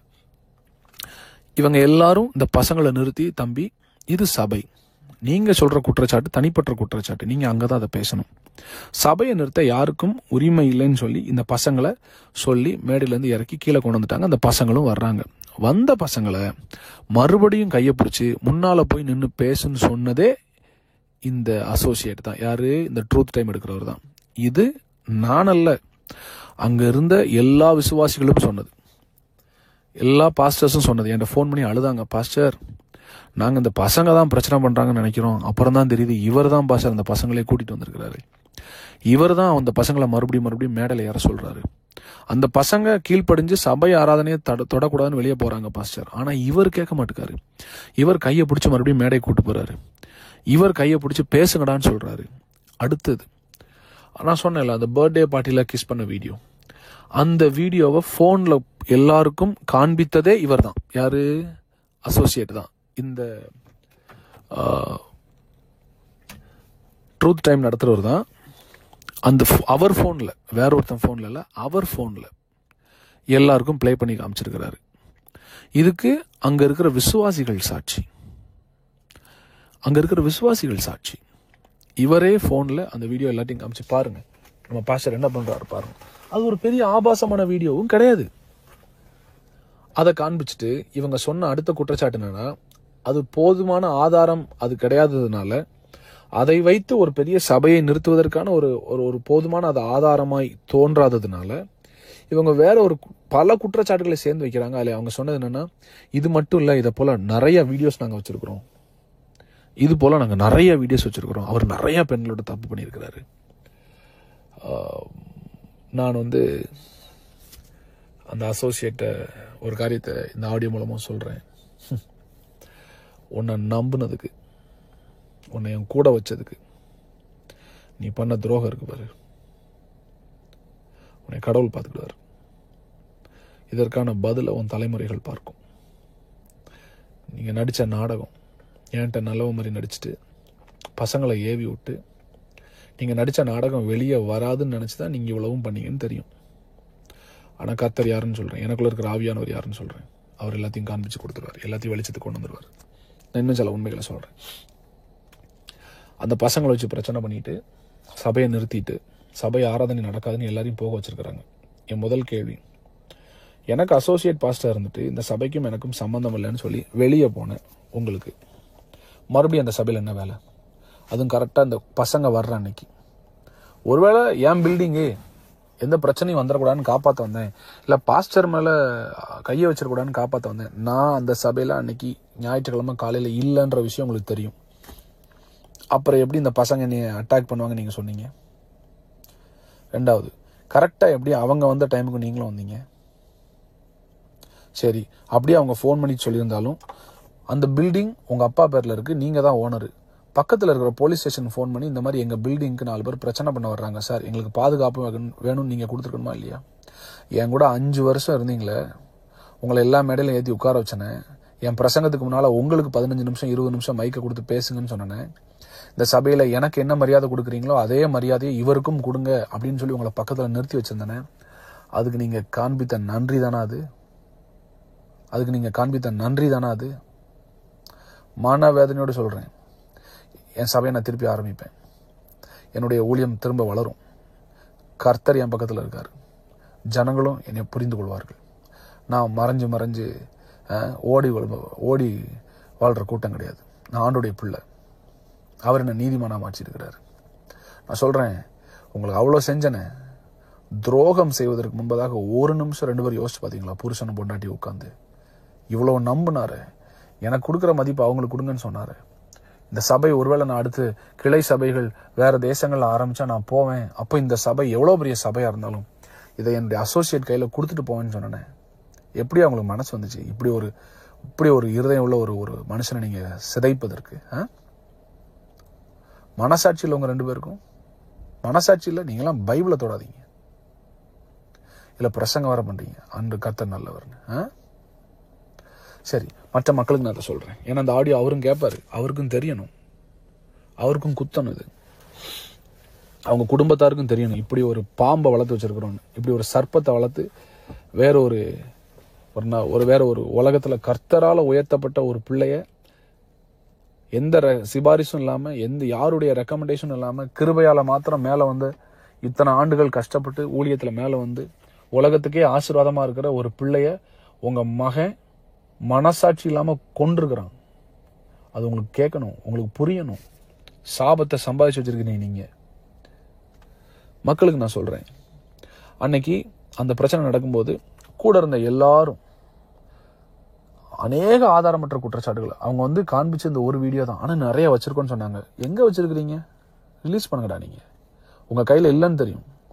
இந்த ஒரு வீடியோ வச்சுட்டு இன்னும் நிறையா இருக்குது, இன்னும் நிறையா இருக்குது. யார் நீங்கள்லாம்? நிறையா வச்சு நீங்கள் காண்பிக்காத ஆட்களா? மனசாட்சி இல்லாதவனடா நீங்கள்லாம். உங்கள் மேலே இம்பார்ட்டேஷன் வச்சு உங்களை போராட்டத்துக்குலாம் நான் காரில் கூப்பிட்டு போய் சாப்பாடு வாங்கி கொடுத்து என் கூட ஸ்டார் ஹோட்டலில் தங்க வச்சு எனக்குரிய மரியாதை உங்களுக்கு கொடுத்து எத்தனையோ மீட்டிங்கில் எனக்கு போட்ட சால்வை உங்களுக்கு நான் போட்டு உங்களை கூட வச்சு ஊழியத்தில் நான் படித்து கொடுத்து எப்படி பிரசங்கம் பண்ணணும், எப்படி அனாயிண்டிங்களை நடத்தணும், எப்படி டெலிவர் பண்ணணும், எப்படி ஹீல் பண்ணணும் நான் சொல்லிக் கொடுத்தே நீங்கள் எனக்கு கொடுத்த பாடம் தானடா. அப்போ இவ்வளோ நாள் நீங்கள் என் கூட இருந்து என் காசு பணம் என் பெயர் புகழ் தான் உங்களுக்கு அவ்வளோ எரிச்சலை உண்டு பண்ணியிருக்கு, உங்களுக்கு பொறாமையை உண்டு பண்ணியிருக்கு. அப்படி தானே? என் முகத்திலே முடிச்சிடாதீங்க நீங்கள் யாரும். ஆண்டவர் உங்களை பார்த்துக்கிடுவார். நான் என்னைக்கோ மாம்சத்தில் செயல்பட்டால் நான் பண்ணியிருக்கலாம், சில தவறான காரியத்தை செய்திருக்கலாம், எனக்கும் தோணுச்சு. ஆனால் ஆண்டவரை நான் நம்புறேன்டா, ஆண்டவரை நான் நம்புறேன். எனக்கு அவர் நீதி செய்வார் நான் நம்புறேன். அதனால தான் நான் அமைதியாக இருக்கிறேன். சபை மக்களுக்கு நான் சொல்கிறேன், இவங்க அன்றைக்கி என்னை மிரட்டி ஒரு குரூப்பாக உட்காந்து அன்றைக்கி வந்தது எல்லாமே எனக்கு விரோதமான ஆட்கள். யார் யார் மேலே சர்ச்சில் நான் ஆக்ஷன் எடுத்திருந்தனோ, தனியாக கூப்பிட்டு பர்சனலாக வார்ன் பண்ணணும், அவங்க எல்லாரும் அன்றைக்கி வந்து உட்காந்துருக்குறாங்க. அதில் ஒரு சிலர் ஏமாற்றப்பட்டார்கள்னு எனக்கு தெரியும். எனக்கு ஃபோன் பண்ணிவிட்டு 40 லட்சம் நீ இப்போ கொடுக்கலன்னா இந்த வீடியோவை ரிலீஸ் பண்ணிடுவோம். இதை சொல்லும்போது இந்த ட்ரூத் டைம் எடுக்கார்ல, ட்ரூத் டைம் பைபிள் காலேஜ் நடத்தார்ல ட்ரூத் டைம், அவரும் அங்கே நிற்கிறாரு. 40 லட்சம் கொடுக்கலன்னா, இந்த பசங்களை வச்சே பேசுறாரு, அவர் அமைதியாக நின்றுட்டு ஏவி மட்டும் விடுறாரு. 40 லட்சம் நீ கொடுக்கலன்னா உன்னை வந்து நாங்கள் இந்த வீடியோவை யூடியூப்ல போட்டுறோம். அப்போ நான் சொன்னேன், நீங்கள் போடுங்கடா, பிரச்சனை இல்லை, பார்த்துக்கலாம். நான் எதற்காக அமைதியாக இருந்தேன்னா, அந்த சம்பவம் நடக்கும்போது என் மனைவி அங்கேருந்து எல்லாத்துக்கும் தலையாட்டிட்டு இருந்தா. இந்த ஆடியோ அவளும் கேட்பான்னு எனக்கு தெரியும்.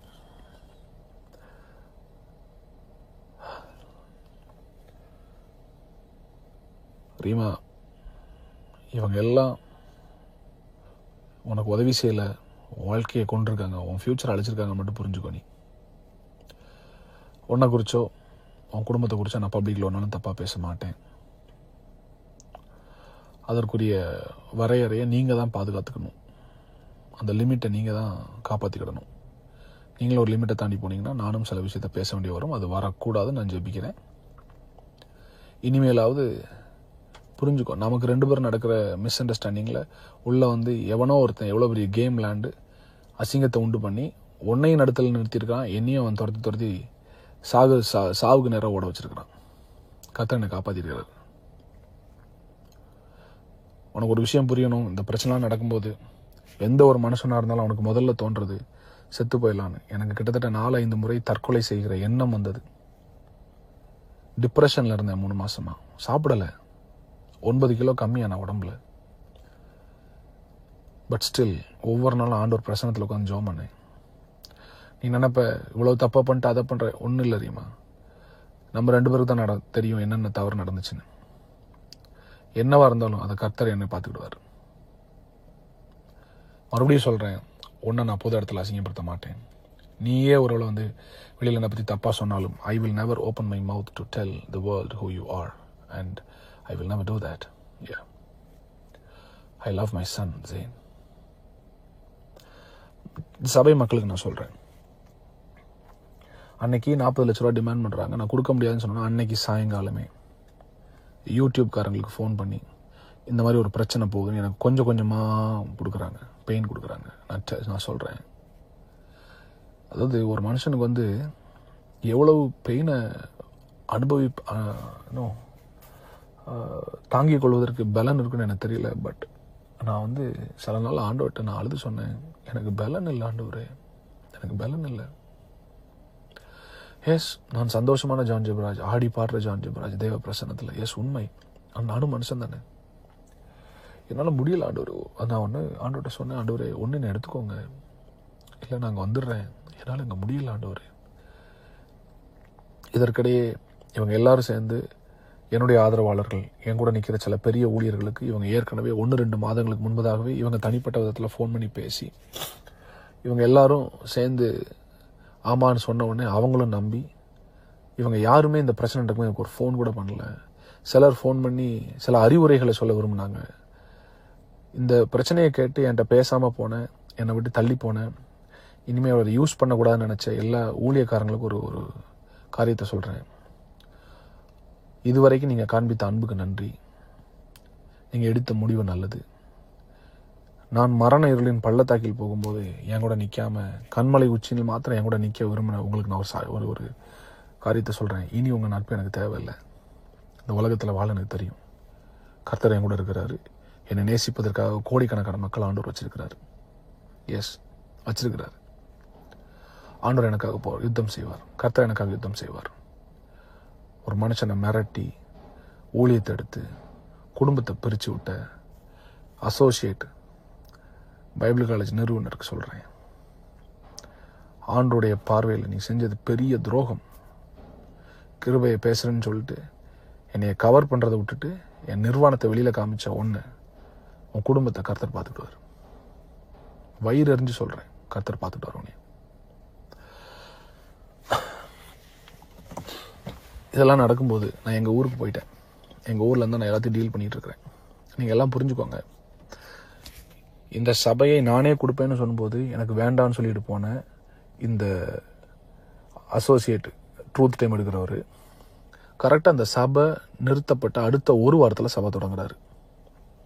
சபை தொடங்கினவர் என்ன பண்ணார் அப்படின்னா, நம்ம சர்ச்சில் மீடியாவில் இருக்கிற எல்லா கான்டாக்டையும் கம்ப்யூட்டர்லேருந்து திருடிட்டு போய் அங்கே இருக்கிற நம்ம ஜனங்கள் ஜான் ஜெபராஜ்ன்ற பேரை பார்த்து சபைக்கு வந்த எல்லா விசுவாசிகளுக்கும் இவங்க மெசேஜ் அனுப்புகிறாங்க, நாங்கள் சர்ச் திறக்கிறோம் வாங்கன்னு. ஜனங்கள் வந்தார்களா? எஸ், ஆரம்பத்தில் ஒரு 70-80 பேர் வந்தாங்க. ஆனால் இப்போ நான் கேள்விப்பட்டேன் ஒரு 20-30 பேர் தான் போகிறாங்கன்னு. வந்தவங்ககிட்டலாம் இவர் என்ன சொல்லியிருக்கிறாரு, பாஸ்டர் திடுன்னு விட்டுட்டு போயிட்டாரு, வேறு வழி இல்லை, நான் சர்ச் நடத்துகிறேன், அவர் எப்போ வந்தாலும் அந்த சர்ச்சை நான் திருப்பி கொடுத்துருவேன். பிசாசுக்கு ஒரு வசனத்தில் ஒரு இது உண்டு, அவன் பொய்யனும் பொய்க்கு பிதாவுமாக இருக்கிறான். இவ்வளோத்த சொன்ன நீ ஏன்பா அன்னைக்கு இந்த வீடியோவை சபா மக்களுக்கு உன் ஃபோனில் காமிச்ச? 40 லட்ச ரூபா அவன் கேட்கும்போது பக்கத்தில் தான் நீ நின்றுட்டு இருந்த. சரி, சபையை மூடினீங்களே, சபையை மூடிட்டு சாவியை எதுக்கு நீ உன் வீட்டுக்கு எடுத்துகிட்டு போன? உங்கள் அப்பா கட்டடம், நான் வாடகை கொடுக்குறேன், நான் அட்வான்ஸ் கொடுத்துருக்கேன், நான் தான் அந்த கட்டடத்தையே கட்டியிருக்கேன் மேலே மாடியில். சாவியை எடுத்துகிட்டு போகிறதுக்கு உனக்கு யார் அதிகாரம் கொடுத்தது? பொய் சாவியை எடுத்துகிட்டு போகல, சாவி அங்கே தான் இருந்துச்சு. எஸ், பூட்டப்பட்ட ஒரு நாள் தான் சாவி அந்த பாக்ஸில் இருந்துச்சு.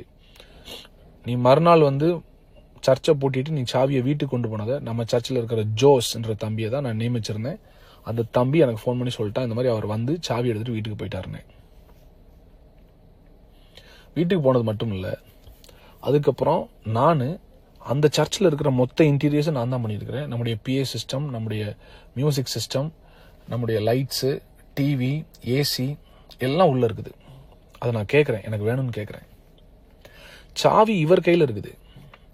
நான் பொருளை திருப்பி கேட்டோன்னே அவர் சொன்னது, அவர் திரும்பி வந்தால் தான் கொடுப்போம். ஏன்னா இந்த வீடியோ வச்சு இவங்க மிரட்டினதுனால, எங்கள் சபை மக்கள்கிட்ட இந்த வீடியோவை போட்டு காமிச்சதுனால எனக்கு கூச்சம், எனக்கு வெட்கம், என் ஜனங்கள் என்னை வந்து என்ன நினைப்பாங்கன்னு சொல்லிட்டு நான் வந்து நொறுக்கப்பட்டு நான் வர முடியாத சூழ்நிலை. அப்போ நான் வேற ஒரு பிரதரை வச்சு தான், நம்முடைய சபையின் மூப்பர் பிரதர் ராஜ்குமார் வச்சு தான் நான் டீல் பண்ணுறேன். பிரதர் ராஜ்குமார், நீங்கள் வந்து இது பொருளை கேளுங்க. அதுக்கு அவர் சொன்னது, அதுக்கு வந்து அசோசியேட் அவர் ட்ரூத் டைம் எடுக்கிறவர் சொல்கிறாரு, அவர் நேரில் வந்து தான் சாட்சி இது பொருளை தருவேன். அப்புறம் நாங்கள் ஒரு லெட்டர் எழுதி கொடுக்குறோம், அஃபிஷியல் லெட்டர், என்னுடைய லெட்டர் எழுதி கொடுத்து என்னுடைய பொருட்கள்லாம் ரிலீஸ் பண்ணும். அதுக்கு அவங்க அப்பாவும் அவரும் சேர்ந்துட்டு அவர் வந்தால் தான் கொடுப்போம். இவங்க என்ன நினச்சிட்டாங்க, நான் வரமாட்டேன், அந்த பொருளையும் ஆட்டையை போட்டுடலாம் அப்படின்னு. கடைசியில் அந்த பொருளுக்கு ஒரு விலை பேசுகிறாங்க என்னுடைய மூப்பர்கிட்ட. எல்லா பொருளையும் சேர்த்து நாங்கள் ஒரு 1.5 லட்ச ரூபாய்க்கு எடுத்துக்கிறோம். என் PA சிஸ்டம் மட்டுமே 15 லட்ச ரூபா. கீபோர்டு, ட்ரம்ஸு, கிட்டாரு, உள்ள இருக்க full interior, extra speakers, TV, 3 TV, AC, 3 camera, computer, 2 computer, இன்னும் நிறைய பொருட்களுக்கு எனக்கு மனசில் வரமாட்டேங்குது. இப்போ இவ்வளோ நான் உள்ளே வச்சிருக்கிறேன். கிட்டத்தட்ட 40-50 லட்ச ரூபா பொருள் உள்ளே இருக்குது. 1.5 லட்ச ரூபாய் கேட்குறாரு. அப்போ நான் சொன்னேன், எனக்கு பொருள் வேணும். ஏன்னா எங்களுக்கு நிறைய சபை இருக்குது. இல்லை ஏதாவது கஷ்டப்பட்ட ஏழை ஊழியர்களுக்கு நான் கொடுத்துட்றேன். 1.5 லட்ச ரூபாய்க்கு நான் அதை ஏமாற விரும்பலை, எனக்கு வேணும்னு சொல்கிறேன். பொருளை கேட்டதுனால இவர் கையில் தானே சாவி இருந்தது. இவர் கையில் சாவி இருக்கும்போது எப்படி அந்த டிரைவர் வந்து, எனக்கு டிரைவராக ஓடினவன் சர்ச்சில் வந்து 2 ஏசியை தூக்கிட்டு போகிறான். சர்ச்சில் இருக்க கம்ப்யூட்டரை தூக்கிட்டு போகிறாங்க. நம்ம சபையில் மீடியாவில் இருந்த ஒரு பையன், குள்ளமாக இருப்பான் ஒருத்தன், ஒரு பாட்டெலாம் ரிலீஸ் பண்ணியிருக்கிறான். அவன் யாருன்னு இல்லை, நான் ஃபியூச்சரில் சொல்ல தான் போகிறேன். நம்ம சர்ச்சு லேப்டாப்பை தூக்கிட்டு போகிறான், திருடிட்டு போயிருக்கான். அதுக்குடைய பில் நம்ம கையில் இருக்குது. வெகு சீக்கிரத்தில் அதுக்கான கேஸும் நான் கொடுப்பேன். அவனை நான் ஸ்டேஷனில் வச்சு அவனை நான் பார்ப்பேன். என் கேமராவை திருடிட்டு போயிருக்கானுங்க.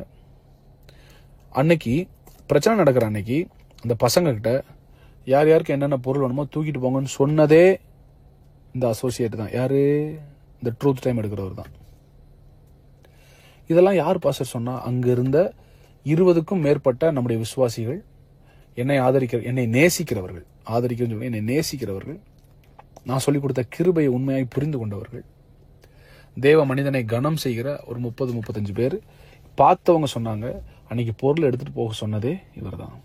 இது போக எனக்கு ஆதரவு தெரிவிச்சு, அப்பா என்னதான் இருந்தாலும் அவர் நம்ம ஊழியக்காரரு, இவ்வளோ பெரிய சபையை கட்டியிருக்கிறாரு, நமக்காக இவ்வளோ தியாகம் பண்ணியிருக்கிறாரு, பர்சனல் மேட்டரை நீங்கள் சர்ச்சில் கொண்டு வந்து பேசி அசிங்கப்படுத்தாதீங்க, விடுங்கன்னு சொன்னபோது அவங்ககிட்டையும் போய் வீடியோ காண்பிச்சு, இன்னும் அவரை நம்புறீங்க, வாங்க அவரை விட்டுட்டு வாங்க, நம்மெல்லாம் தனியாக சபை ஆரம்பிப்போன்னு சொன்னதே இவர் தான். சரி, பொருளை தரல. அதுக்கப்புறம் நானே ஃபோன் பண்ணேன் அவருக்கு. அவர் ஃபோன் அட்டன் பண்ணலை. எப்படி அட்டன் பண்ணுவார்? துரோகம் செஞ்சது தெரியும்ல, எப்படி மனசாட்சி குத்தும்ல. அப்போ ஒரு மனைவிக்கு நான் ஃபோன் பண்ணி பேசும்போது நான் சில காரியத்தை கேட்கும்போது அவங்களுக்கு பதில் இல்லை. அப்புறம் அவங்க சொன்னாங்க, நீங்கள் எடுத்துக்கோங்க, பொருளை எடுத்துக்கோங்க. பொருளை எடுத்துக்கோங்கன்னு சொல்கிறதுக்கு முத நாள் நைட்டு போய் இவங்க டிவியெல்லாம் உடச்சி ஸ்பீக்கரில் தண்ணியை ஊற்றி இந்த பசங்களை வச்சு எல்லா ஸ்பீக்கர்ஸையும் நாசமாக்குறாங்க. இப்போ நான் அந்த மிக்சர்லாம் கொண்டு வந்து நான் ஒர்க் பண்ண வச்சா மிக்சர் ஒர்க் ஆக மாட்டேன். மிக்சரை உடச்சிருக்கிறாங்க, ஸ்பீக்கர்ஸ்குள்ளே தண்ணி ஊற்றிருக்கிறாங்க. டிவி 3 டிவிலுமே ஒரு ஸ்பேனர் வச்சு குத்திருக்கு, ஸ்க்ரூ டிரைவர் வச்சு குத்தி ஃபுல் ஸ்க்ரீன் உடஞ்சிருக்குது. ஒன்று பொருளை ஏன்ட்ட விட்டுட்டு போ, இல்லாட்டா உனக்கு அது தரமாட்டேன்ற ஒரு எண்ணத்தில், யாருக்கும் கிடைக்கக்கூடாது, எங்களுக்கு கிடைக்காது யாருக்கும் கிடைக்கக்கூடாதுன்ற எண்ணத்தில் அதை சிதைக்கிறாங்க. சரி, அது ஒரு பக்கம் போட்டு இதெல்லாம் நடக்கும்போது அடுத்து இந்த டீம் என்ன பண்ணுறாங்கன்னா, நம்முடைய சபை கட்டடத்துக்காக கிட்டத்தட்ட நம்ம வந்து 87 லட்சத்துக்கிட்ட நம்ம சேகரித்தோம். இந்த பண சேகரிப்பு எதுவுமே என் கையில் கிடையாது. நம்முடைய அக்கௌண்டன்ட் சிஸ்டர் அபிகாயில் அந்த பிரச்சனை நடக்கிற அன்னைக்கு அந்த அந்த அந்த ஊழியக்காரி எனக்காக நின்னதை நான் மறக்கவே மாட்டேன். நல்லா கவனிங்க, இந்த பிரச்சனை பண்ணுற அன்னைக்கு நம்ம ஏற்கனவே சபைக்காக கிட்டத்தட்ட 87 லட்ச ரூபா நம்ம வச்சிருக்கிறோம். அந்த 87 லட்சத்தில் கிட்டத்தட்ட 55 சம்திங் லட்சங்களை வந்து நம்ம வந்து கட்டடத்திலும் சில பொருட்கள் வாங்குவதிலும் செலவிட்டு விட்டோம். கட்டட தொகை, கட்டட ஃபண்ட் வந்து என் கையில் வரவே இல்லை. 1 ரூபா கூட நான் ரிசீவ் பண்ணல. வந்ததெல்லாமே சர்ச் அக்கௌண்ட்டுக்கும் அக்கௌண்டன்ட் கையிலையும். அப்புறம் அடுத்து நம்ம அசோசியேட் யாரு, அதான் நம்ம ஹெட் ஆஃப் த டீம்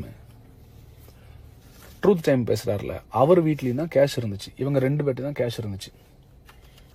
அப்போ பிரச்சனை பண்ற அன்னைக்கு இவங்க வந்து என்ன பண்றாங்கன்னா, அந்த 27ஆம் தேதி சண்டே என்ன பண்றாங்கன்னா, அக்கௌண்டன்ட் அபிகேல் சிஸ்டரை அவதூறா பேசி, அசிங்கமா மரியாதை இல்லாமல் பேசி, அந்த பணத்தை இப்பவே கொடு அப்படின்னு சொல்லி மிரட்டி, சிஸ்டர் அபிகேல் வீட்டுக்கு போனதே அசோசியேட் தான். இது அபிகேல் சிஸ்டரும் சொல்லுவாங்க, அவங்க கணவர் சொல்லுவாங்க, அவங்க பிள்ளைகள் சொல்லுவாங்க, அங்கே இருக்கிற CCTV கேமராவில் இது இருக்குது, எல்லாமே இருக்குது ப்ரூஃப். அவங்க வீட்டுக்கு போய் கிட்டத்தட்ட 30 லட்ச ரூபா காசு எடுத்துட்டு திருப்பி கொண்டு வந்து சர்ச்சில் வச்சு ரீமாட்ட அந்த 30 லட்ச ரூபாய் கொடுக்குற மாதிரி ஒரு வீடியோ எடுக்கிறாங்க.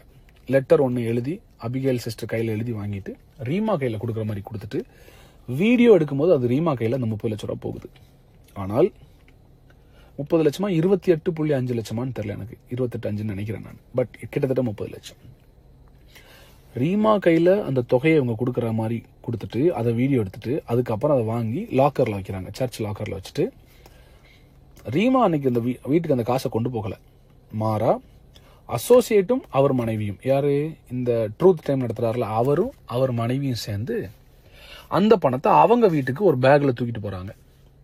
இதை பார்த்ததும் நம்முடைய விசுவாசிகள் அங்கதான் நின்றுட்டு இருந்தாங்க. அவங்களும் அன்னைக்கு வந்து போலீஸ் ஸ்டேஷன்ல சாட்சி சொல்லிட்டாங்க. சரியா? ஸோ இவங்க அந்த காசை தூக்கிட்டு வீட்டுக்கு போறாங்க. என் கேள்வி, சபை ஜனங்கள் என்ன நம்பி சபை கட்டடத்துக்காக கொடுத்த அந்த தொகையை நீ எதுக்கு உன் வீட்டுக்கு கொண்டு போற? சரி, சபை கட்டடத்து காசு நீ தூக்கிட்டு போன. இது எல்லாரும் சர்ச் ஜனங்கள் கவனிக்கணும். எவ்வளோ பெரிய மனசாட்சி இல்லாத ஒரு துரோகின்றதை நீங்கள் எல்லாரும் கவனிச்சுக்கணும். ஏற்கனவே என் குடும்பத்தில் கேம் விளாண்டு சபை ஆட்கள்கிட்டையும் எனக்கு தெரியாமல் பேசி, என்னுடைய நண்பர்கள் ஊழியக்காரங்கள்ட்டையும் இந்த பிரச்சனை நடக்கிறதுக்கு முன்னால் 2 மாதம் பேசி எல்லாரும் எனக்கு விரோதமாய் திருப்பி விட்டதுக்கு பின்பதாக என்னைய தனிமையில் வச்சு என்னை அட்டாக் பண்ணுற ஒரு பெரிய நரி தான். அதாவது இது என்ன சொல்றது, இது வந்து ஒரு தந்திரமான நரி. இது என்னைய தனிமைப்படுத்தி என்னை அட்டாக் பண்ணுன்ற ஒரே எண்ணத்துல தான் இது வந்து ஒரு வேலை செய்யறாரு. கவனிங்க, வேலை செய்யும்போது அந்த பணத்தை இவங்க வீட்டுக்கு கொண்டு போயிட்டாங்க. பாக்கி பணத்தை நம்ம பில்டிங்லையும் திங்ஸ்லையும் போட்டோம். என் கையில் ₹1 நான் எடுக்கல. இதுக்கு அக்கௌண்டன்ட் சாட்சி, என் சபை ஜனங்கள் சாட்சி, எல்லாருக்குமே இது தெரியுது. நான் ₹1 கூட பில்டிங் ஃபண்ட்லேருந்து ₹1, நாட் ஈவன் ரூபி, ஒரு பென்னி கூட நான் எடுக்கல. இவனுங்க காசு எடுத்துட்டு போயிட்டு பசங்களை வச்சு இந்த சபை பில்டிங்க்கு காசு கொடுத்துருப்பாங்களே அந்த லிஸ்ட் எடுத்து எல்லாருக்கும் ஃபோன் பண்ணி, பாஸ்டர் எங்களுக்கெல்லாம் காசை திருப்பி கொடுத்துட்டாரு, நீங்க அவர்கிட்ட காசை திருப்பி வாங்குங்க, நீங்க கூப்பிட்டு கேளுங்க, உங்களுக்கு கிடைக்கலையா? நான் சொல்றேங்க, இயேசுவை ஆராதிக்காத ஒரு நான் பிலீவர் கூட அந்த விஷயத்தை செய்ய மாட்டாங்க. நான் ஒரு இஸ்லாமிய குடும்பத்தில் பிறந்தவன், எனக்கு ஹிந்து ஃப்ரெண்ட்ஸ் இருக்கிறாங்க, எத்தனையோ மற்ற மதத்தில் நண்பர்கள் இருக்காங்க. அவங்க கூட இந்த அளவுக்கு ஒரு மனுஷனை வேதனைப்படுத்துவாங்களான்னு தெரில, அவ்வளோ வேதனைப்படுத்துனாங்க. நீ எல்லா ஜனங்களும் எனக்கு ஃபோன் பண்ணி காசு கேட்க ஆரம்பிச்சாங்க. நான் சொன்னேன், என்கிட்ட காசு இல்லை, காசு அவங்க தான் தூக்கிட்டு போயிருக்காங்க, உங்கள்கிட்ட தானே கொடுத்தோம், நீங்கள் எங்களுக்கு தாங்க. இந்த அசோசியேட் அன்னைக்கு நின்று சர்ச்சில் நீங்கள் கொடுத்த டைத்தெல்லாம் திருப்பி கேளுங்க அவர்கிட்ட. அசிங்கமா இல்லை? அசிங்கமா இல்லை உனக்கு? நீங்கள் கொடுத்த டைத்தெல்லாம் திருப்பி கேளுங்க, நீங்கள் கொடுத்த ஆஃபரிங்லாம் திருப்பி கேளுங்க. அவர் உங்கள் பணத்தில் தான் வாழ்ந்துட்டு இருக்காரு. யார் பணத்தில் வாழ்றா? கர்த்தர் என்ன போஷித்தார். இங்கே யாரும் பணத்துக்கு உரிமை கொண்டாட முடியாது. ஏன்னா அவங்களுக்கு கொடுத்ததும் ஆண்டவர் தான், கொடுக்க சொன்னதும் ஆண்டவர் தான். எனக்கு மென்டல் டார்ச்சர் கொடுத்தானுங்க. ஸோ இந்த பணத்தை ஜனங்கள் எனக்கு ஃபோன் பண்ணி நீங்கள் எங்களுக்கு தரணும்னு சொல்லி எனக்கு பிரச்சனை பண்ணி, அப்புறம் நான் ஒரு சிலர்கிட்ட பெரிய அமௌண்ட் கொடுத்தவங்ககிட்ட பேசி கொஞ்சம் எனக்கு டைம் கொடுங்க. அப்போ கூட நான் இவனுங்களை காட்டி கொடுக்காம எனக்கு ஒரு சின்ன லேண்ட் ஒன்று வாங்கியிருந்தேன். அந்த லேண்டை விற்று அந்த லேண்டில் இருக்கிற காசை என்ன செஞ்சிடலாம், இந்த காசு கொடுத்த ஆட்களுக்கு கன்ஸ்ட்ரக்ஷன் பில்டிங் ஃபண்டு கொடுத்தவங்களுக்கு கொடுத்துடலான்னு சொல்லி அந்த லேண்டை நான் விற்க போனேன். அது விற்கிறதுக்கு ஒரு புரோக்கர்கிட்ட பேசினேன். அந்த புரோக்கர் லேண்டை அளந்துட்டு இருக்கிறார். அவருடைய பேர், அவர் ஒரு ஊழியக்காரர் தான் சார், வலன் சொல்லிட்டு, வலன் அரசு அவர் பேர். ஏன்னா எதுக்கு இதெல்லாம் சொல்றேன்னா, நான் ஏதோ பொய் சொல்றேன்னு நீங்க நினைச்சிடக்கூடாது. அவர் பேர் வலன் அரசு. அவர் வந்து நான் நினைக்கிறேன் காரமடை பக்கத்தில் ஏதோ ஊழியம் பண்ணிட்டு இருக்கிறார். அவர் அந்த புரோக்கர் வேலையும் அவங்க பண்றாங்க, லேண்ட் புரோக்கிங் பிசினஸும் பண்றாரு. அவர் லேண்ட் அவர் அளந்துட்டு இருக்கும்போது அங்க வந்து நின்று இந்த அசோசியேட் வந்து நின்று இந்த லேண்டை விற்க கூடாது. நீ are you professionally train to kill someone? ஒருத்தனை கொலை செய்வதற்காக நீ வந்து வளர்க்கப்பட்டவனா? நீ ஒருத்தனை வந்து இல்லாம ஆக்குறதுக்கு. நீங்க இந்த ஆடியோ கேட்குற எல்லாருக்கும் நான் சொல்றேன், என்னை ஒரு டாக்டர் செக்அப் பண்ணிட்டு கேட்டாரு, உங்களுக்கு எப்படி ஸ்ட்ரோக் வராமல் இருந்துச்சு? இவ்வளோ டென்ஷன், ஹைப்பர் டென்ஷன், இவ்வளோ ப்ரெஷரில் உங்களை ஃபுல்லாக யூடியூப்ல உனக்கு வீடியோ ரிலீஸ் பண்ணுறானுங்க, காசு கேட்டு மிரட்டுறானுங்க, இன்னொரு பக்கம் ஒரு பையனை வெட்டு உன்னை கொலை பண்ணுறேன்னு சொல்கிறானுங்க, சபையை நிறுத்திட்டானுங்க. உங்கள் மனைவிக்கு உங்களுக்கு இருந்த சின்ன மிஸ் அண்டர்ஸ்டாண்டிங் அவன் பயன்படுத்தி உள்ளே பூந்து பெரிய பிரச்சனையாக்கி பெர்மனெண்ட்டாக அவன் பிரித்து விட்டுருக்கிறான். இவ்வளோ அவன் பண்ணியிருக்கிறான். எப்படி சார் நீங்கள் இருந்தீங்க? என்னுடைய ப்ரெஷரை செக் பண்ணிட்டு கேட்டார், உங்களுக்கு இந்நேரம் ஸ்ட்ரோக் வந்திருக்கணுமே, ஹார்ட் அட்டாக் வந்திருக்கணுமே, நீங்கள் எப்படி இருந்தீங்க? நான் சொன்னேன், என்னை ஆண்டவர் காப்பாற்றினாரு, என் ஆண்டவர் என்னை கைவிடலை.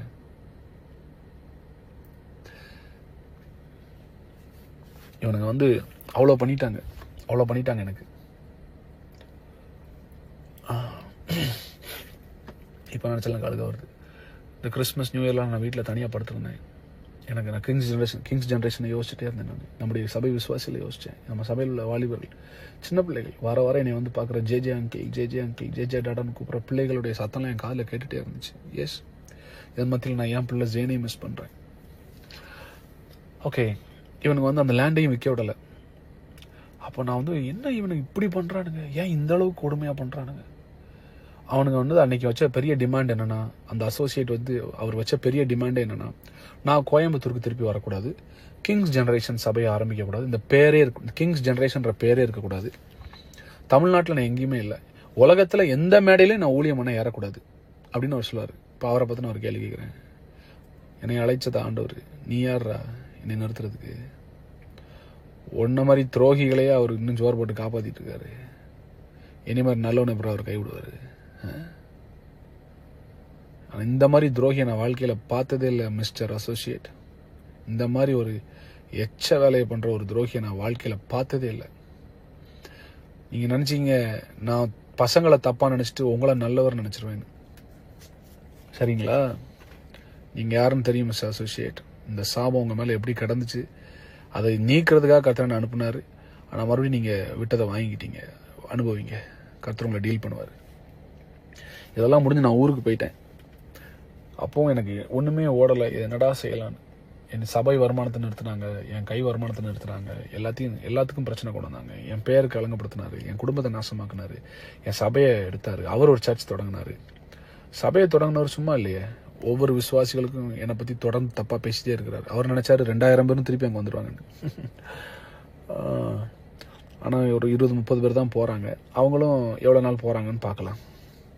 இப்போ நான் ஊரில் கடந்த ஒரு 15 நாளைக்கு முன்னால் எங்கள் ஊர் செங்கோட்டையில் ஒரு கடைக்கு போயிருக்கும்போது இதெல்லாம் ஒரு பக்கம் நடந்து நான் இத்தனைக்கும் அமைதியாக இருக்கிறேன். சபை ஜனங்கள் இதை கவனிக்கணும். இவ்வளவு நடந்தும் நான் அமைதியாக இருக்கிறேன், ஒரு வார்த்தை பேசலை, அமைதியாக இருக்கிறேன். நான் என்னையை பார்ப்பதற்காக இந்த பெண் வீட்டார் எல்லாம் ஃபேமிலி அங்கே வந்திருக்கிறாங்க. என் ஃப்ரெண்ட்ஸும் 4-5 பேர் அங்கே வந்திருக்கிறாங்க. நாங்கள் எல்லோரும் கடைக்கு காய்கறி வாங்க போனோம்.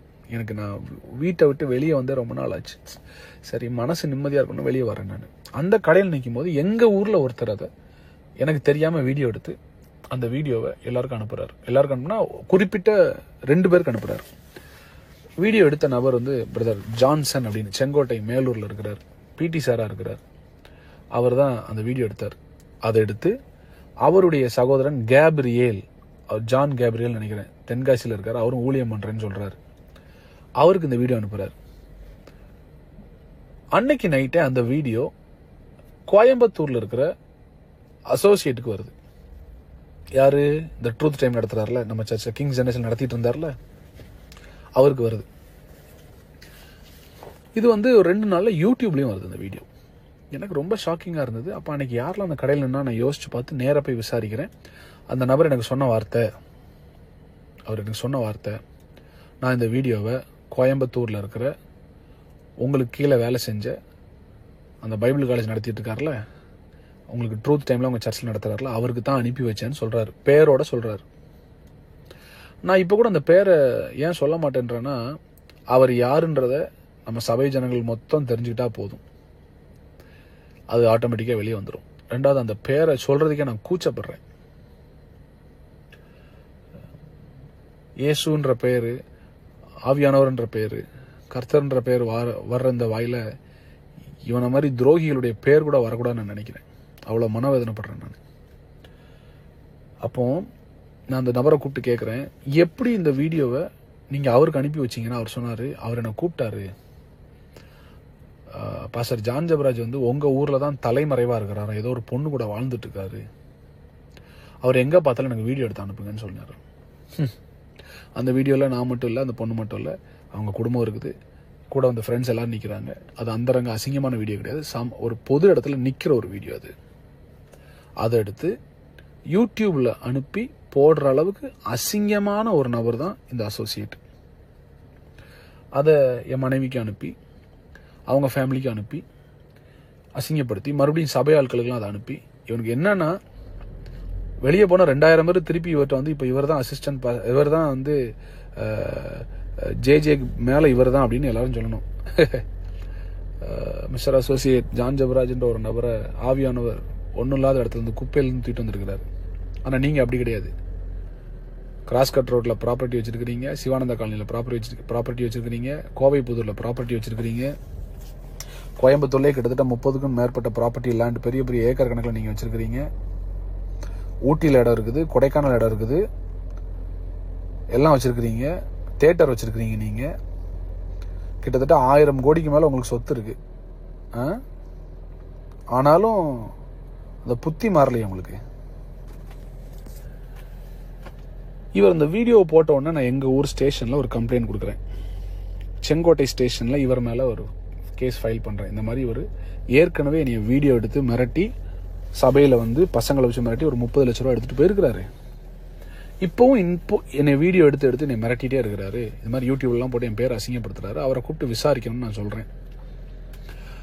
விசாரிக்க வரணும்னு வியாழக்கிழமை ஸ்டேஷன்லேருந்து கால் போகுது. வெள்ளிக்கிழமை நைட்டு எனக்கு கோயம்புத்தூர்லேருந்து ஒரு கால் வருது, ஒரு கட்சிக்காரங்கிட்ட இருந்து.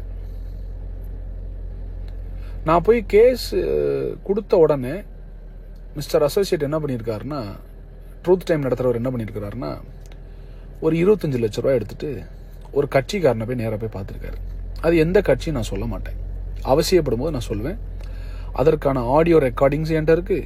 இவர் எந்தெந்த ஃபோன் நம்பருக்கு அன்னைக்கு நைட்டு கால் பண்ணாருன்ற டீட்டெயிலையும் நான் எடுத்து வச்சிருக்கேன். அடுத்து இந்த மாதிரி அவருடைய வீடியோ, ஜான் ஜெபராஜுடைய வீடியோ என்கிட்ட இருக்குது, நீங்கள் இதை மீடியாவில் ரிலீஸ் பண்ணுங்கன்னு சொல்லி கிறிஸ்தவத்துக்கு எதிரான ஒரு கட்சிக்காரர் இடத்துல போய் உட்கார்ந்து காலில் பணத்தை வச்சுட்டு உட்கார்ந்தவர் தான் இந்த மிஸ்டர் அசோசியேட். கிங்ஸ் ஜெனரேஷன் ஆட்களுக்கு இது புரியணும். எந்த அளவுக்கு போய் என்னென்ன பண்ணுவான்னு உங்களுக்கு புரியணும். எதுக்கு ஒரு கட்சிக்காரன் காலில் போய் அத்தனை லட்சத்தை வச்சுட்டு உட்காரணும், என்னை அட்டாக் பண்ண சொல்லி? எதுக்கு சொல்லணும்? உன் மேலே தப்பு இல்லைன்னா நீ எதுக்கு சொல்ற? அன்னைக்கு நைட் என் அட்வொகேட்டு கூப்பிட்டு கேட்குறாரு, ஏங்க ஏன்னா நீங்கள் கட்சிக்காரண்டெல்லாம் போய் ஏதோ காசெல்லாம் கொடுத்துருக்கீங்கன்னா, ஆமாம் கொடுப்பேன். அவர் மட்டும் என் பேரில் அங்கே கம்ப்ளைண்ட் கொடுத்துருக்கிறாரு. அவரை கம்ப்ளைண்ட் வாபஸ் வாங்க சொல்லுங்க, நான் அங்கே வர முடியாது, இல்லைன்னா நான் அந்த வீடியோ கொடுப்பேன்னு சொன்ன ஆடியோ ரெக்கார்டிங் என் கையில் இருக்குது. கட்சிக்காரங்க என்கிட்ட பேசின ஆடியோ ரெக்கார்டிங் இருக்கு, இவர் எங்கள் அட்வொகேட்டை பேசின ஆடியோ ரெக்கார்டிங் என்கிட்ட இருக்கு. நேரம் வரும்போது நான் அதை போட்டு காமிப்பேன், அவசியப்பட்டால் போட்டு காமிப்பேன். கடைசியில் அந்த கட்சிக்காரங்க எனக்கு ஃபோன் பண்ணிட்டு சொல்கிறாங்க, சார் உங்களை தொட்டால் மொத்த கிறிஸ்தவத்தை தொட்ட மாதிரி, எங்களுக்கு அந்த பேர் வேண்டாம். ரெண்டாவது, நாங்கள் அதை செய்ய விரும்பலை. தமிழ்நாட்டில் நாங்கள் கிறிஸ்தவர்களை நேசிக்கிறோம். ரெண்டாவது, உங்கள் பாடல்கள் எங்களுக்கும் ஆசீர்வாதமாக இருக்குது, நாங்கள் அதை பண்ண மாட்டோம்னு சொல்லி அசிங்கப்படுத்தி அசோசியேட்டை வெளியே அனுப்புகிறாங்க. இவர் பணத்தோடு போய் உட்கார்ந்த விஷயம் எனக்கு தெரிஞ்சு அவர் குடும்பத்தில் உள்ள யாருக்கு கூட தெரியாது. அன்னைக்கு அவருக்காக கூட வந்து 2 பேர் நின்னீங்களே போலீஸ் ஸ்டேஷனில், அவங்களுக்கும் அது தெரியாதுன்னு எனக்கு தெரியும். ஆனால் இவர் கட்சிக்காரங்கிட்ட போய் காசை கொடுத்து என்னைய பஞ்சாயத்து பேச கூப்பிட்றாரு. அடுத்து வேற சில ரவுடிகள்கிட்டையும் பேசினதாக எனக்கு தகவல். ஆனால் உடனே நான் என்ன பண்ணிட்டேன்னா, அதை நான் வெளியே சொல்லிட்டேன். அதை நான் மிஸ்டர் அசோசியேட்டுக்கு ஒரு விஷயத்த சொல்கிறேன். அபிஷேகத்தை விட, கர்த்தரை விட, வார்த்தையை விட பணம் பெருசு அப்படின்னு நீ நினச்சேன்னா உன் பணம் மண்ணோடு மண்ணாய் போக கிடவுது. இப்போ நீங்கள் திருடி சம்பாதிச்ச ஒரு காசும் உன் தலைமுறைக்கு நிற்காது.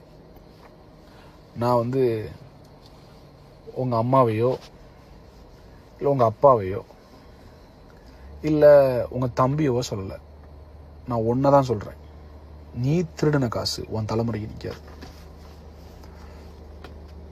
கட்சிக்காரங்கிட்ட போய் நின்றுட்டு, கூலிப்படையிட்ட போய் நின்றுட்டு என்னைய பஞ்சாயத்து பண்ணி என்னை அட்டாக் பண்ண அசிங்கமாக இல்லை? இதில் வேற உன் சர்ச் இப்போ நீ நடத்துகிற சர்ச்சில் ஒரு வாய்ஸ் மெசேஜ் வேறு எல்லாருக்கும். என்ன வாய்ஸ் மெசேஜ்? இந்த மாதிரி ஜான் ஜெபராஜ் பாஸ் என் மேலே பொய்யா கேஸ் கொடுத்துருக்காரு. ஏய் என்னடா டேய், யாரா நீ? என்ன எங்கே நீ உன்னை எப்படி வளர்த்தாங்க, எங்கே வளர்த்தாங்க, உனக்கு என்ன எத்திக்ஸ் சொல்லி கொடுத்து வளர்த்தாங்க உன்னைய கொடுத்துருக்காரு. அவர் எந்த அளவுக்குனாலும் போய் நம்மளை அசிங்கப்படுத்துவார். ஆனால் நீங்கள் யாரும் கோவப்பட்டுறாதீங்க, நம்ம ஜெபிப்போம் அப்படின்னு ஜெபிப்போன்ட்டு. அப்புறம் உனக்கு என்னடா கட்சிக்காரன்ட்ட போய் காசு கொடுத்து உட்காந்துருக்க நீ? திருடா கொடுத்துட்டு அதுக்கப்புறம் விசாரணைக்கு வர சொன்னா இவர் விசாரணைக்கு வரல. சரிங்களா? மாறா இவர் என் மேல ஒரு கம்ப்ளைண்ட் கொடுக்குறாரு. அதாவது நான் இவரை பொது வலைதளத்தில் அவதூறாய் பேசுவதாகவும், நான் இவர் மேல செங்கோட்டையில் தவறான ஒரு இதுக்காக கம்ப்ளைண்ட் கொடுத்ததாகவும் என் மேல ஒரு கேஸ் எனக்கு சம்மன் வருது. நான் வந்து ஆஜரும் ஆயிட்டேன். இப்போ ஏன் கேள்வி, நான் வந்து காவல்துறையும் சட்டத்தையும் மதிக்கிறேன், வந்துட்டேன். நீ ஏன் வரல செங்கோட்டைக்கு? இன்னும் நீ வரணும், உன்னை வர வைப்பேன். அதுக்கு எந்த எக்ஸ்ட்ரீம்னாலும் நான் போவேன். நான் காவல்துறையை நம்புகிறேன், சட்டத்தை நம்புகிறேன், தமிழ்நாடு அரசை நம்புகிறேன். எனக்காக அவங்க நீதி செய்வாங்க. எல்லாத்துக்கும் மேலே மக்களுடைய நீதிமன்றம்னு ஒன்று இருக்குது. ஃபேஸ்புக் இருக்குது, இன்ஸ்டாகிராம் இருக்குது, யூடியூப் இருக்குது. நானே வந்து வீடியோ போடுவேன். நீ என்னடா என்னை வீடியோ வச்சு மிரட்டுறது? நான் நேராக வந்து வீடியோ சொல்கிறேன். ஜனங்கள்கிட்ட இதுதான் நடந்துச்சு நான் சொல்கிறேன். அது தெரிகிற வரைக்கும் தானே நீ என்னை மிரட்டிட்டு இருப்ப. நான் இப்போ தைரியமாக வந்து சொல்ல ஆரம்பிச்சிட்டேனே. இப்போ இந்த ஆடியோவே யூடியூப்பில் வருமே, வரட்டும். ஆமாம், இதை கேட்குற யூடியூப்காரங்க உங்களுக்கு ஏற்ற மாதிரி எந்த டைட்டில் போட்டால் ஜனங்கள் வந்து நிறையா வியூஸ் கொடுப்பாங்க, தயவுசெய்து இந்த எச்சத்தனமாக வியூஸ்க்காக இன்னொருத்த வாழ்க்கையில் விளையாடாதீங்க. அது பெரிய சாபமாக மாறிடும், உங்களுக்கு பெரிய சாபமாக மாறிடும். இப்போ நான் சொல்கிறது புரியாது, உங்கள் தலைமுறை அதை அறுக்கும்போது உங்களுக்கு தெரியும். மறுபடியும் கிங்ஸ் ஜென்ரேஷன் ஆட்களுக்கு சொல்கிறேன், இவனை நம்பி ஏமாந்து நாசமாக போன எல்லாருக்கும் ஒரு அறிவுரை. நீங்கள் திருப்பி நான் கிங்ஸ் ஜென்ரேஷன் ஆரம்பிக்கும் போது நீங்கள் வந்தாலும் சரி வரலாட்டாலும் சரி, அவன் பக்கத்தில் யாரும் போயிடாதீங்க. அது உங்களுக்கு பெரிய சாபம். இவ்வளோத்தையும் செஞ்சுட்டு நல்லவன் வேஷம் போடுற அவரை சீக்கிரத்தில் ஆண்டுடைய நியாயத்திற்பின் கோட்டில் நான் பார்ப்பேன். கட்டாயம் நான் பார்ப்பேன். அதை கட்டாயம் கட்ட எனக்கு அதை செய்வார். கிங்ஸ் ஜென்ரேஷன் ஆட்களுக்கு நான் சொல்ல விரும்பினேன், உங்களுக்கு தெரியணும். நான் கோயம்புத்தூர் ஸ்டேஷனில் வந்து உட்காரும்போது, காவல்துறை அதிகாரி முன்னால் உட்காரும்போது, இவர் கூட நம்ம சபையிலேருந்து ஒரே ஒருத்தர், யார், யூஜின் அப்படின்னு ஒருத்தர் வந்தார்.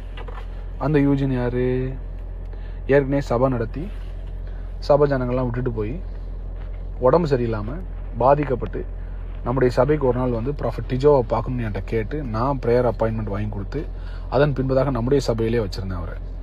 அவருக்கு நான் சேலரி கொடுக்கல. ஆனால் அவரும் ஒரு பாஸ்டர் நம்ம சர்ச்சில் நான் அனௌன்ஸ் பண்ணேன். நம்ம சர்ச்சில் ஏற்கனவே 12-13 பேருக்கு நம்ம சேலரி கொடுத்ததுனால என்னால் சபை வருமானத்துலேருந்து கொடுக்க முடியாதுனால அவர் நான் சேலரி கொடுக்கல.